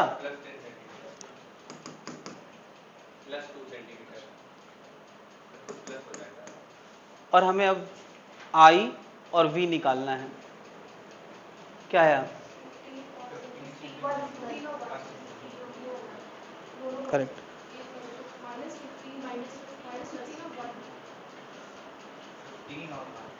15 और माइनस बनाया होगा।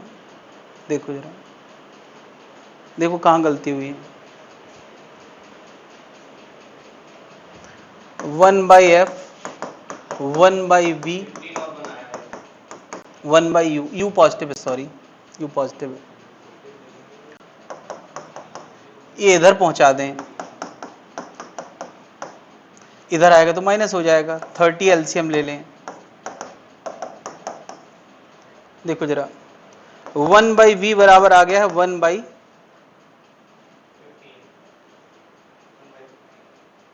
ये 3 था, सॉरी 3 था, 30। तो देखो यार 2/30, v का आंसर कितना आ गया? कितने लोग आ गया यार?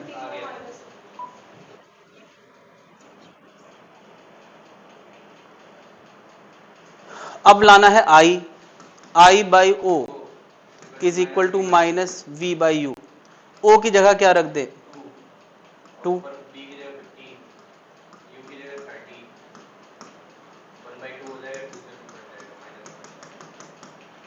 2 से 2 कट गया तो I बराबर कितना आ गया?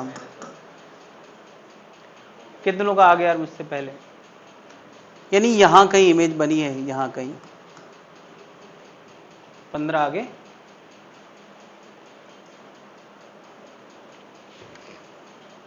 कोई दिक्कत है भाई लोग? ये मतलब एक्सट्रीम लैंग्वेज है, जब गंदा से गंदा आएगा तब। ये रेगुलर नहीं है, रेगुलर तो आसान वाले पहले थे, लेकिन हमें अपनी लिमिट तक ही बातें करना है। एक और एक्सट्रीम क्वेश्चन करने वाले हम लोग, जस्ट अ मिनट। ये नोट कर लिया सबने? कोई दिक्कत किसी स्टेप में किसी को? कोई दिक्कत है?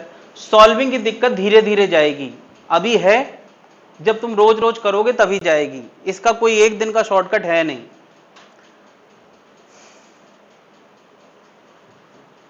ऐसा ऑब्जेक्ट है यार, ये यहां रखा है प्रिंसिपल एक्सिस पे।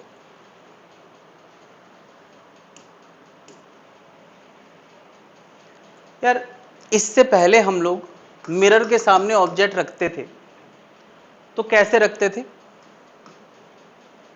परपेंडिकुलर। कैसे? परपेंडिकुलर। इसको मैं बोलता हूं लेटरल पोजीशन। लेटरल का मतलब होता है प्रिंसिपल एक्सिस के साथ 90 डिग्री पे। लेकिन पहली बार हम क्वेश्चन एक देख रहे हैं जिसमें ऑब्जेक्ट लेटरल नहीं रखा है। कैसे रखा है? लॉन्गिट्यूडनल। लॉन्गिट्यूडनल मतलब प्रिंसिपल एक्सिस के अलोंग रखा है।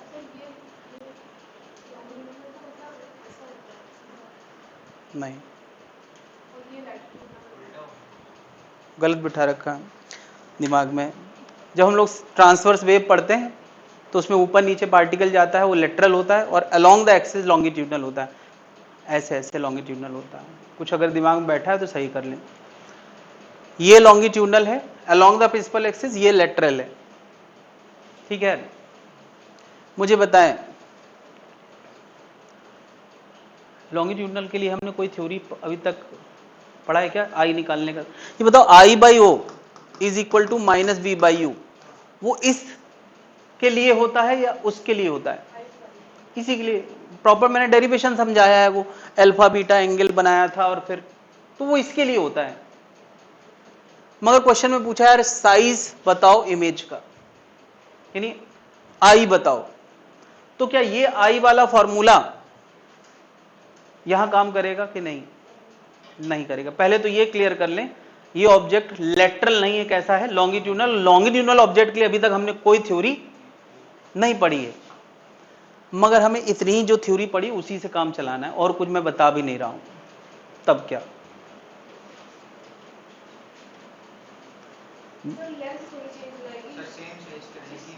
सर एक स्टार्टिंग पॉइंट को मानेंगे और एक 10 सेंटीमीटर के एंड पॉइंट को, उसके बीच वाले चेंज नहीं हो जाएगी? मतलब क्या, क्यों नहीं चेंज होगी, कारण बताएं। सेंटर ऑफ कर्वेचर पे रखा है, तो क्या सेंटर ऑफ कर्वेचर, मान लिया, चलो तुमने अंदाजा लगा लिया 20 का दुगना 40 है, ये है, तो सेंटर कर्वेचर पे सीधे रखा है क्या? ऐसे हमने जो रूल पढ़ा था वो क्या था, ऐसे ऑब्जेक्ट हो तो उल्टी वैसी इमेज बन जाती है। ये तो सी से लगा के यहां तक फैला है, 40 और 30 के बीच में। तब क्या करें? तो एक 40 का निकालेंगे सेंटर ऑफ कर्वेचर और एक 30 का। देखो यार, इसको हम ऐसे सोचें कि एक डॉट ये है और एक स्टार्टिंग और एक डॉट, देखो यार 2 डॉट का ये ऑब्जेक्ट है, बीच में सारे डॉट हैं। चलो हाँ, ये तो पक्की बात है, प्रिंसिपल एक्सिस पे ही बनेगा। तो तुम ये सोचो कि यार ये एक डॉट है, इसका नाम मैं कुछ ए रख दूं, एक बी रख दूं, ये पता करूं कि ए की इमेज कहां बनेगी और बी की इमेज कहां बनेगी। यानी यार ए के लिए V1 निकाल लो और बी के लिए V2 निकाल लो, 2 क्वेश्चन कर लो। क्या बता रहे, ए की इमेज अगर इधर बनी है, बी की इमेज अगर इधर बनी है, तो बाकी बीच वाले हर डॉट की इमेज इनके बीच में ही तो बनी होगी। यानी हमने जो अभी डॉट ऑब्जेक्ट का कॉन्सेप्ट पढ़ा उसी से हमारा काम बन जाएगा। ये 2 ऑब्जेक्ट का क्वेश्चन हो गया। तो 2 ऑब्जेक्ट में हमें किसके किसके लिए काम करना है, ए के लिए और बी के लिए। 2 क्वेश्चन हो गए तुम्हारे पास। और अच्छी बात पता है क्या है, हमें एक के लिए काम करने की जरूरत ही नहीं है। अगर नहीं समझ आ रहा तो सबके लिए काम करो यार, फिर बाद में समझो कि क्या हम बचा सकते हैं। पहला मुद्दा है कि आंसर निकले, फिर दूसरा मुद्दा है कि क्या हम कम समय में निकाल सकते हैं क्या।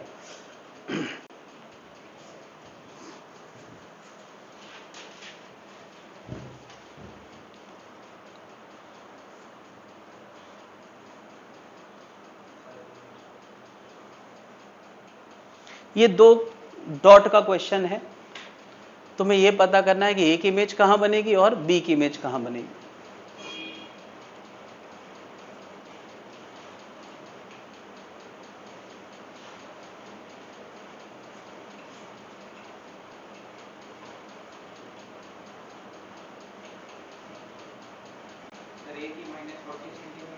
Very good, very good.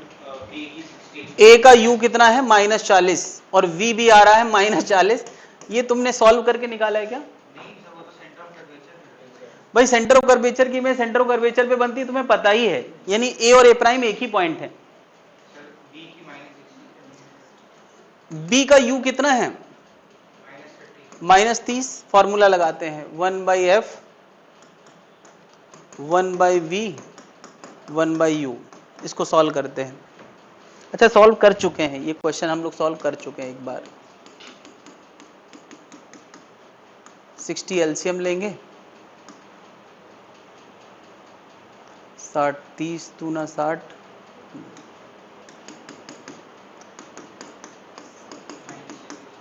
तो v इक्वल टू -60 आ रहा है। -60 आ गया यार।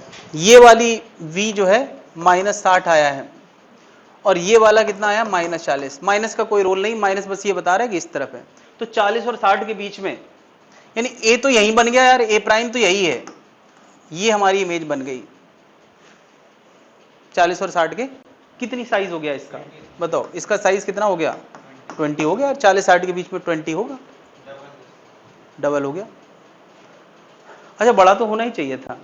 तुम्हें एक चीज याद है कि ऑब्जेक्ट जितना चलता है इमेज उससे नहीं नहीं नहीं, जब ऑब्जेक्ट इनफाइनाइट से सी की तरफ चलता है तो ऑब्जेक्ट ज्यादा चलता है या इमेज ज्यादा चलती है? ऑब्जेक्ट ज्यादा चलता है। तो यार देखो, बी से लेके ए तक कोई चले, ये उल्टा बोल गया मैं, सी के अंदर जाने के बाद ऑब्जेक्ट तेज चलता है या इमेज? तो देखो, ऑब्जेक्ट यहां से यहां 10 चला है और इमेज यहां से यहां, तो जस्टिफाइड है आंसर। स्टोरी याद है यार, वो जो स्टोरी शुरू में बताई थी वो यहां भी मदद कर रही है कि तुम्हें आंसर का अंदाजा था यार कि आंसर 10 से तो बड़ा आएगा, और 4 ऑप्शन में से अगर एक ही आंसर 10 से बड़ा है तो फिर सॉल्व करने की जरूरत नहीं है, वरना फिर इतनी मेहनत करना पड़ेगा। क्या बात क्लियर है? चलो, तो इतने न्यूमेरिकल के बाद थोड़ा आगे बढ़ते हैं हम लोग।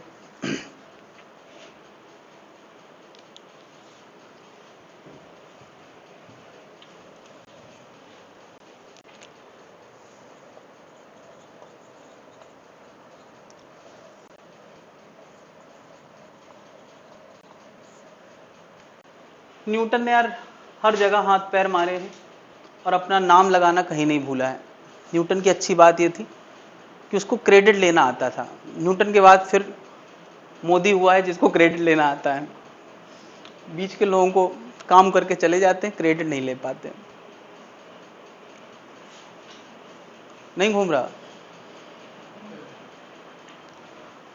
महंगा हो गया क्या कैमरा? देख कहीं रहा, लग कहीं रहा। चलो ठीक। तो न्यूटन ने फॉर्मूला दिया या लॉ दिया तो सबसे आगे उसके पहले क्या लगाया है? न्यूटन्स। बड़ा सिंपल सी बात उसने कही, ये जो फॉर्मूला मैं बता रहा हूं ये किसके लिए है? Formula for concave. Concave mirror में ऐसी लैंग्वेज दी जाएगी कि ऑब्जेक्ट फोकस से कुछ x1 दूरी पे है ऑब्जेक्ट, और इमेज फोकस से कुछ x2 दूरी पे बनी है। क्वेश्चन में लैंग्वेज लिखी होगी, object is at a distance x1 from focus and x2 and image at x2 from focus. ठीक है, इसका फोकल लेंथ लेटेस्ट से f है, फोकल लेंथ f है। तो f x1 x2 में रिलेशन इसने लाया है, और रिलेशन बड़ा सिंपल है, f बराबर अंडर रूट x1 x2। ठीक है, आंसर याद रह जाए तो बहुत बढ़िया बात है, और याद रहना आसान भी है। देखो x1 इंटू x2 है, पहले तो ये याद आ जाना चाहिए, ये तो रटने वाली बात है। अब फोकल लेंथ मीटर यूनिट का होता है, x1 मीटर यूनिट का, x2 मीटर यूनिट का, तो मीटर स्क्वायर हो गया तो अंडर रूट लगना जरूरी हो गया, वरना यूनिट वाइज गड़बड़ हो गया। तो ऐसे याद रखा जा सकता है। बाकी सॉल्व करके हम इसको शो भी कर सकते हैं, जरूरी नहीं है शो करना। बहुत सारी चीजें नीट लेवल पे प्रूव करने की जरूरत नहीं होती है, फिर भी मैं यहां लिखूंगा, सॉल्व करूंगा, बट तुम्हें नोट नहीं करना है। ठीक है, बस याददाश्त के लिए कि हाँ हमें जब जरूरत पड़े तो हम इसको प्रूव भी कर सकते हैं। मैं सॉल्व कर रहा हूं बस तुम्हारी बस कॉन्फिडेंस के लिए, क्योंकि इतनी देर से हम न्यूमेरिकल कर रहे हैं तो इतना काम किया जा सकता है। देखो यार, क्वेश्चन में जब कभी ऐसे लिख दिया जाए फोकल लेंथ f, क्वेश्चन में कभी सिंबल लिख दिया जाए तो वो सिंबल को एल्जेब्रिक टर्म नहीं सोचते हैं, उसको एक न्यूमेरिकल वैल्यू की तरह भाव देते हैं। जैसे कभी फोकल लेंथ 20 सेंटीमीटर लिखा हो तो f बराबर हम -20 लिखते हैं। तो माइनस लिखते हैं, इसका मतलब f को मैं एल्जेब्रिक ट्रीट कर रहा हूं, उसको न्यूमेरिकल वैल्यू नहीं लिख रहा हूं। नहीं, 20 दिया तो माइनस हमने लगाया कि नहीं? इन्होंने f दिया तो ये न्यूमेरिकल वैल्यू है, जैसे 10 15 ऐसी f। लेकिन जब हम फॉर्मूले में रखेंगे तब उसके आगे जरूरत पड़ने पे साइन लगाना पड़ेगा, क्योंकि ये न्यूमेरिकल वैल्यू है। जैसे 10 15 वैसी f। क्वेश्चन में जो सिंबल मेंशन कर दिया जाता है वो एल्जेब्रिक ना रह के न्यूमेरिकल हो जाता है। तो x1 भी न्यूमेरिकल है, x2 भी न्यूमेरिकल है, ये एल्जेब्रिक नहीं है। तो मुझे बताओ, जब हम फॉर्मूले में f डालेंगे, v डालेंगे, u डालेंगे, तो बताओ f की जगह क्या डालेंगे? -f। क्यों? जैसे -20 वैसे -f। u की जगह क्या डालेंगे और v की जगह क्या डालेंगे? जनता मुझे बताए। ये दूरी क्वेश्चन में एक तरह से f दे रखी, दूरी दे रखी है, ये एल्जेब्रिक टर्म नहीं है, दूरी दे रखी है। u कितना? u हो गया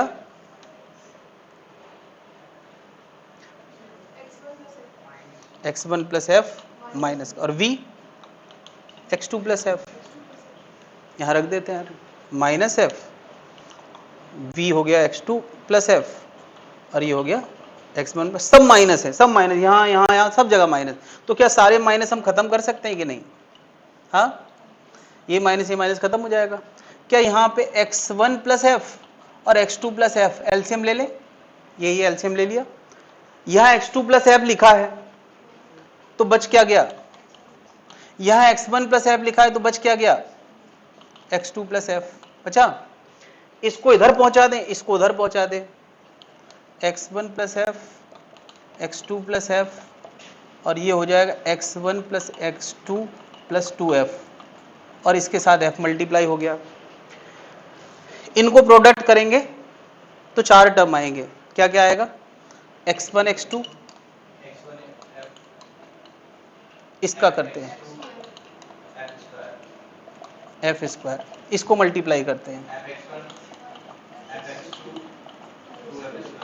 देखो जरा fx1 खत्म, अरे पक्षा x2f खत्म, एक f स्क्वायर है वहां 2f स्क्वायर, तो इसको शिफ्ट कर देते हैं उधर, 2f स्क्वायर में से f स्क्वायर गया तो एक f स्क्वायर बचा, फिर अंडर रूट ले लेंगे तो आ जाएगा। तो ये वही है जो हम कर रहे हैं, जरूरत पड़ने पे हम सॉल्व कर सकते हैं, बट तुम्हें अभी फिलहाल ऐसे लिख लेना है।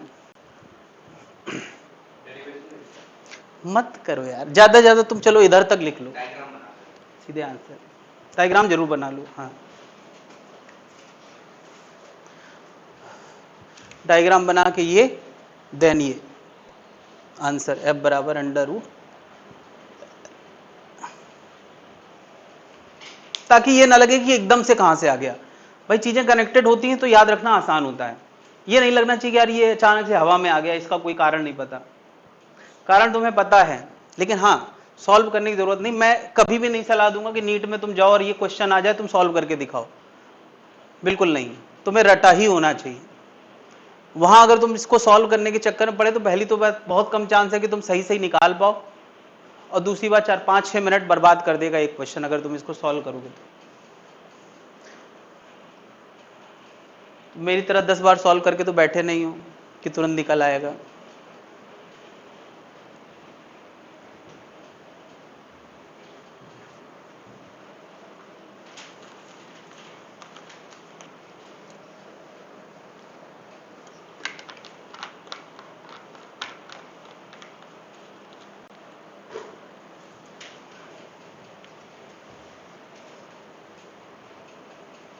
नोट कर लिया है?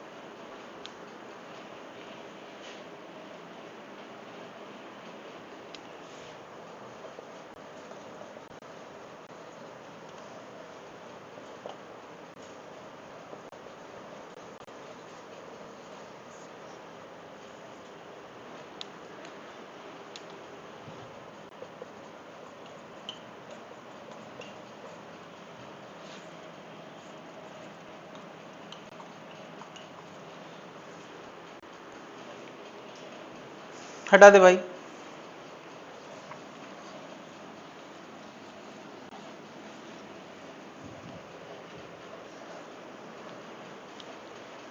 तो खैर मैग्निफिकेशन हम लोगों ने अभी पढ़ा है, वो होता है I/O, इसका मीनिंग है I/O। I/O दिया हो तब तो तुम ऐसे ही लिख सकते हो, लेकिन आमतौर पे I/O ना देके क्या होता है, V और U की मदद से लिखा जाता है। तो इसमें V भी है और U भी है आमतौर पे, और क्वेश्चन जब पूछा जाता है तो उसमें क्या क्या दिया जाता है, क्वेश्चन में क्या क्या दिया जाता है, F और U दिया जाता है, V कहां दिया जाता है, F और, तो हम चाहते हैं कि यार ये रेशियो में V गायब हो जाए, V से छुटकारा मिल जाए, केवल क्या हो, U हो और F हो, ऐसा हम चाहते हैं। ऐसे लोग करते रहते हैं, मतलब फुर्सत में बैठ के जबरदस्ती नीट वालों का सिलेबस बढ़ाते हैं, और कुछ नहीं। ना करते तो भी कोई दिक्कत नहीं थी, सब चल ही रहा था। बट नहीं है, चैन नहीं किसी को, बच्चे क्यों इतने कम में छूटें, ज़्यादा पढ़ाई करें, परेशान रहें हमेशा, कोई नहीं चाहता कि यार बच्चे जो है सुकून में रहें, इसलिए सिलेबस को खींचा जा रहा है।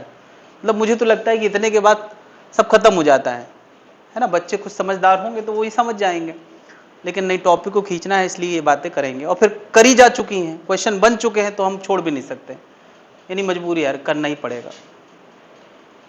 मतलब कि जैसे खाना चलता था तो दाल रोटी, पहले के लोग आलू टमाटर की सब्जी ये सब खाते थे, फिर एक चीज जिंदा हुई, शेफ, एक चीज मतलब पिक्चर में आई, शेफ। अब शेफ को चाहिए कि यार बड़ा मेन्यू करना है, रेस्टोरेंट वाले ने टारगेट दिया कि पिछले साल तुमने मेन्यू में कितनी चीजें रखी थी, उसने कहा 30, इस बार 50 करना टारगेट तुम्हारा।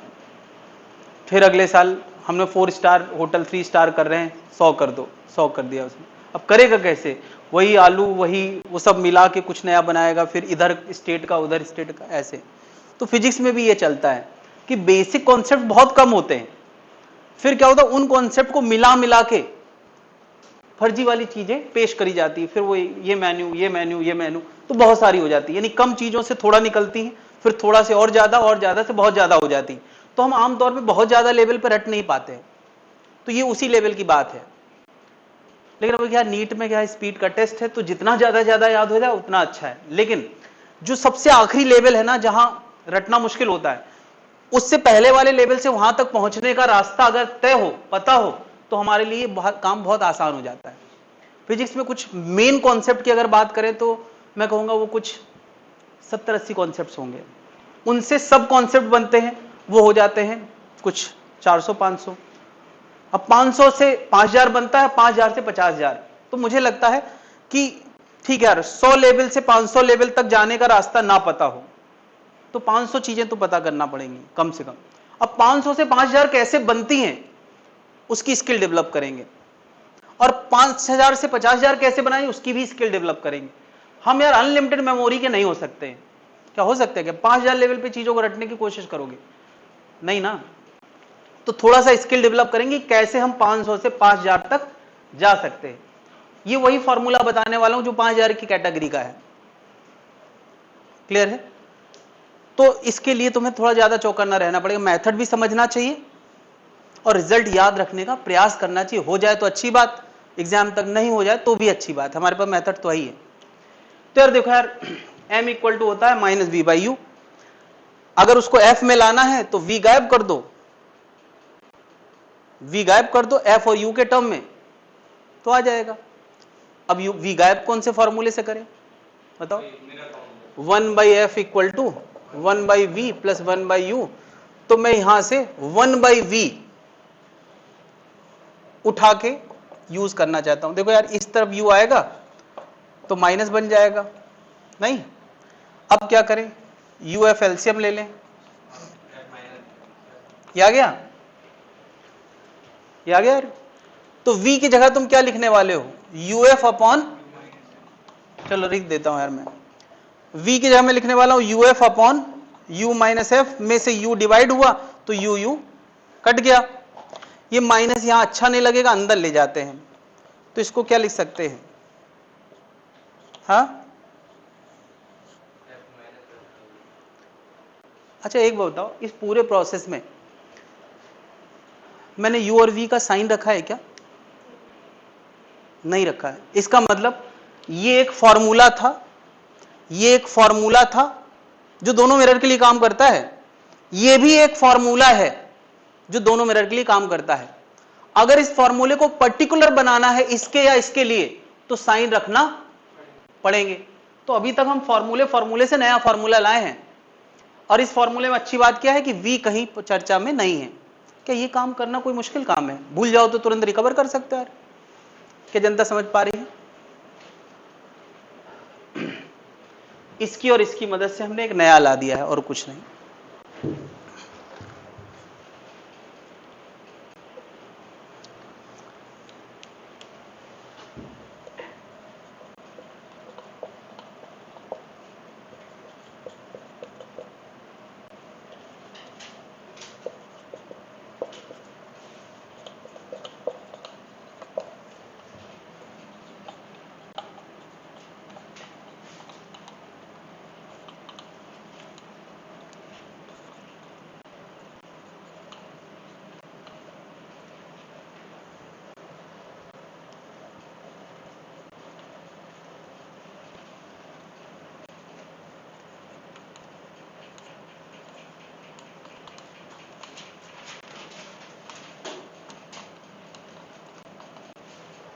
देखो यार, अब ये क्वेश्चन में ये याद हो तो अच्छी बात है यार, ये रटा हो तो अच्छी बात है, इस पर कोई कंफ्यूजन नहीं होना चाहिए।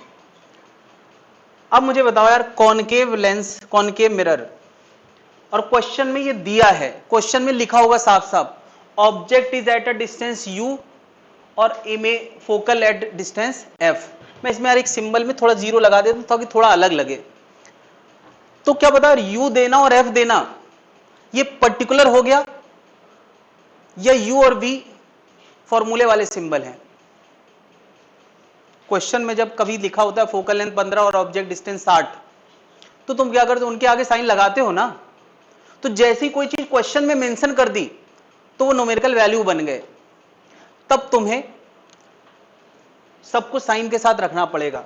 तो बताओ जरा, कॉनकेव के लिए ऑब्जेक्ट उसके सामने रखा जाता है तो u तुम क्या लिखते हो, ये u नॉट की जगह u भी लिखा जा सकता है, मेक इट क्लियर, u की जगह -u और f की जगह।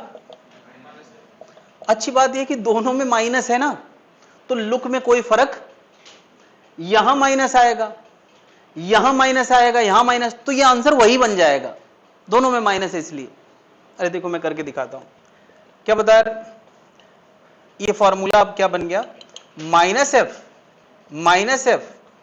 -u, तो ये बन गया क्या, -f प्लस u। क्या ये माइनस, मैं यहां वाला माइनस नीचे ले जाना चाहूं तो वो बन जाएगा क्या, f upon u minus, sorry f upon f minus. ये तो सेम ही आ गया यार, अच्छी बात ये है। अब यार रखने के बाद सेम आ गया तो हम क्या करें, यानी जनरल फॉर्मूला और कॉनकेव वाला फॉर्मूला सेम आ गया है। अब जरा बताओ, कॉन्वेक्स में, कॉन्वेक्स में, कॉन्वेक्स में u क्या लिखोगे, अगर सिंबल मेंशन किया है तो, ऑब्जेक्ट तो इसी तरफ रखते हैं, और f क्या रखोगे, प्लस f नॉट। तब मैग्निफिकेशन का फॉर्मूला क्या था अभी, f अपॉन f माइनस, तो पता है क्या बन गया, f upon f plus u। क्या जनता समझ पा रही है? अगर कोई बात ही ना करे, कोई बताए ना कि कौन सा मिरर है, तब क्या करोगे यार, तो जनरल लिख दोगे यार। जब पता ही नहीं तो तुम जनरल लिख दोगे।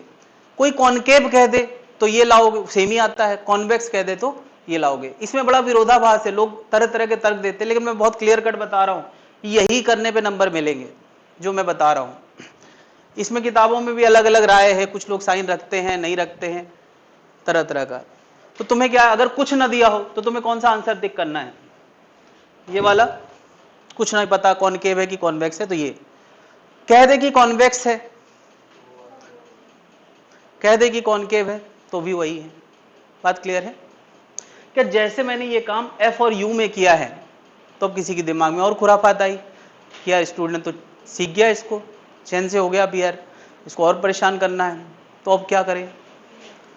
जैसे u और f में ये आंसर है, अब किस में आ सकते हैं, v और f में, ऐसा हो सकता है v और f में। तो मैं उस पर जनरल बात ही करूंगा, पर्टिकुलर इसलिए नहीं करूंगा कि v का साइन हमें पता ही नहीं होता है। इसमें भी फिर बड़ा विरोधाभास है कि हमें जब पता ही नहीं v इस तरफ है कि उस तरफ है, तो हम v के साइन पे कोई चर्चा नहीं करेंगे, उसका जनरल आंसर ही लिख सकते हैं।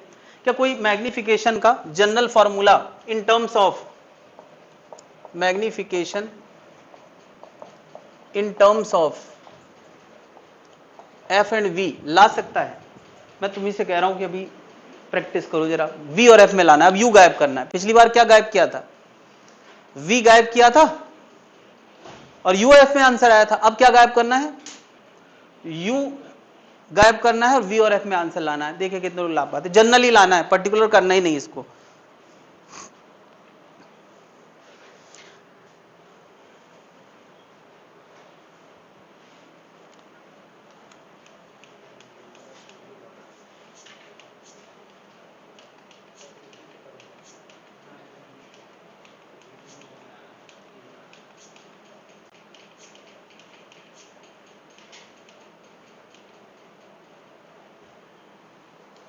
आ गया,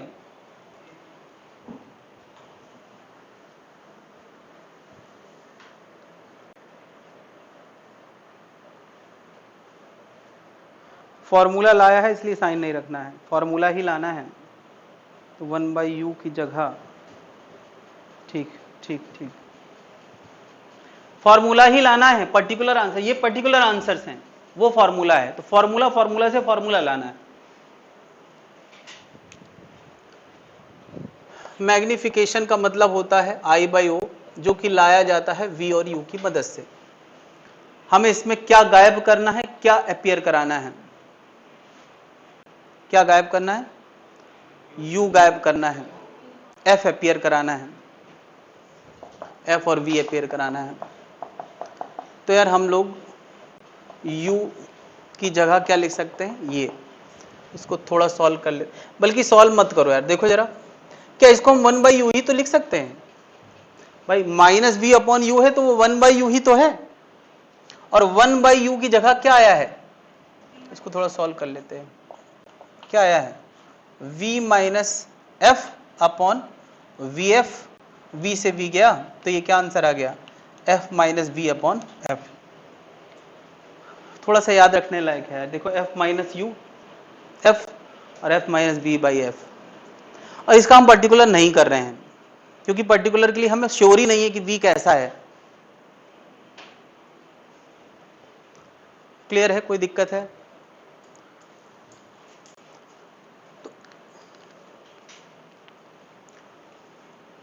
आज की क्लास असली फिजिक्स वाली क्लास है, जिसमें हम दिमाग लेवल पे भी काम कर रहे हैं और मैथ लेवल पे भी काम कर रहे हैं, यही फिजिक्स है। मतलब जैसे अभी शुरू में थोड़ा चीज़ें चल रही थी तो उसमें थ्योरी ज़्यादा थी पिछली क्लास तक, है ना। आज के दिन जो आया है यही असली फिजिक्स है, कि थोड़ा सोचना भी है, थोड़ा सा मैथ भी करना है। हाँ भाई, ये एक क्वेश्चन है, इस पे थोड़ा विचार करना है, ये एक्चुअली मैथमेटिकल नहीं है। दो कॉनकेव मिरर ऐसे रखे गए हैं जिनकी फोकल लेंथ f मेंशन करी गई है, तो f को एक न्यूमेरिकल वैल्यू की तरह ट्रीट करो। क्वेश्चन में कहा गया इन दोनों मिरर के बीच में एक ऑब्जेक्ट रखा है बीचों बीच, ठीक है। तो बताओ मिरर के बीच की दूरी क्या हो जिससे इस ऑब्जेक्ट की इमेज यहीं बन जाए, और दोनों मिरर यहीं बनाए, ऐसा नहीं कि एक मिरर, दोनों। क्वेश्चन में इन दोनों मिरर के बीच की दूरी पूछी है, तो एक आंसर सबको तुरंत समझ में आना चाहिए कि centre of curvature of mirror पे अगर ये रखा हो तो ऑब्जेक्ट की इमेज, और सेंटर ऑफ कर्वेचर कितनी दूरी पे होता है, 2f, 2f सबको पता है। रे जाएंगी वहीं बने जाएंगी, रे जाएंगी टकरा के वहीं आ जाएंगी, रे जाएंगी टकरा के वहीं आ जाएंगी, ये हो गया, इस पे किसी को कोई आपत्ति नहीं होगी। तो बताओ डी का आंसर कितना आ गया, 4f। नहीं, ये तो यार हमने जो बातें करी इसमें सिंगल रिफ्लेक्शन शामिल है। एक और संभावना है, हो सकता है स्ट्राइक करे, हो सकता है ना करे, एक और संभावना है यार, उसमें एक नहीं डबल रिफ्लेक्शन शामिल है। देखो यार, इधर से रे जाएं और पैरेलल हो जाएं, ऐसा कब हो सकता है, जब ये दूरी f के बराबर हो। नहीं, अब ये पैरेलल गई हैं तो ये फोकस पे जाएंगी, तो ये भी दूरी क्या होना चाहिए, नहीं, इधर से गई और इधर इकट्ठा हो गई, तो क्या ऑब्जेक्ट की इमेज दो रिफ्लेक्शन के बाद वहीं बन गई। क्या ये काम उल्टा भी हो सकता है, इधर जाएं और दो रिफ्लेक्शन के बाद यहां आ जाएं, नहीं हो सकता। तो बताओ डी की दूरी कितनी आ गई, यानी दो आंसर ये हैं, एक है डी बराबर 4f और एक आंसर है डी बराबर 2f। क्योंकि ये बहुत स्पेशल केस है तो ऐसे ही याद रख सकते हैं, नोट करते जाएं।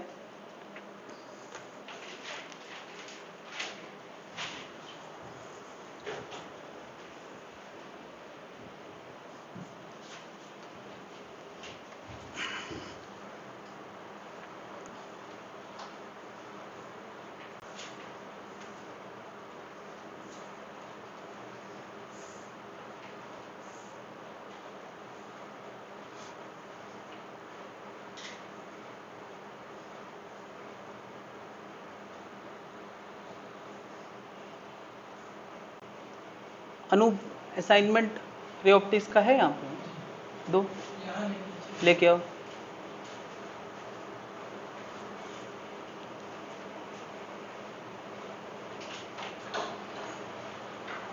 तो तो अब बहुत सारा होमवर्क मिलने वाला है एक साथ।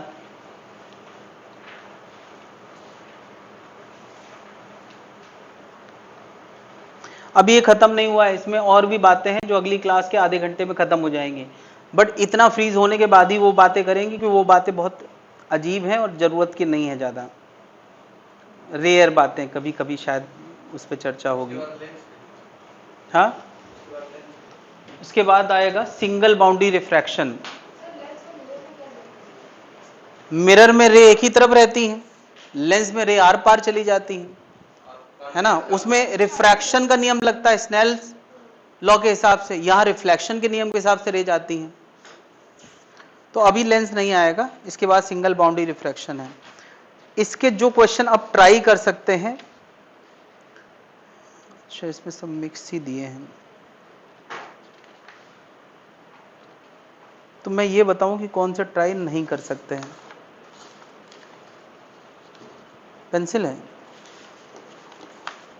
निकालो जरा। असाइनमेंट है तुम्हारे पास? अभी दिया तो मैंने किसको दिया? को दिया, आ रहा है अभी। लिख लो। क्वेश्चन नंबर 10 नहीं करना, पीछे से, एक मिनट, आगे से तो एक से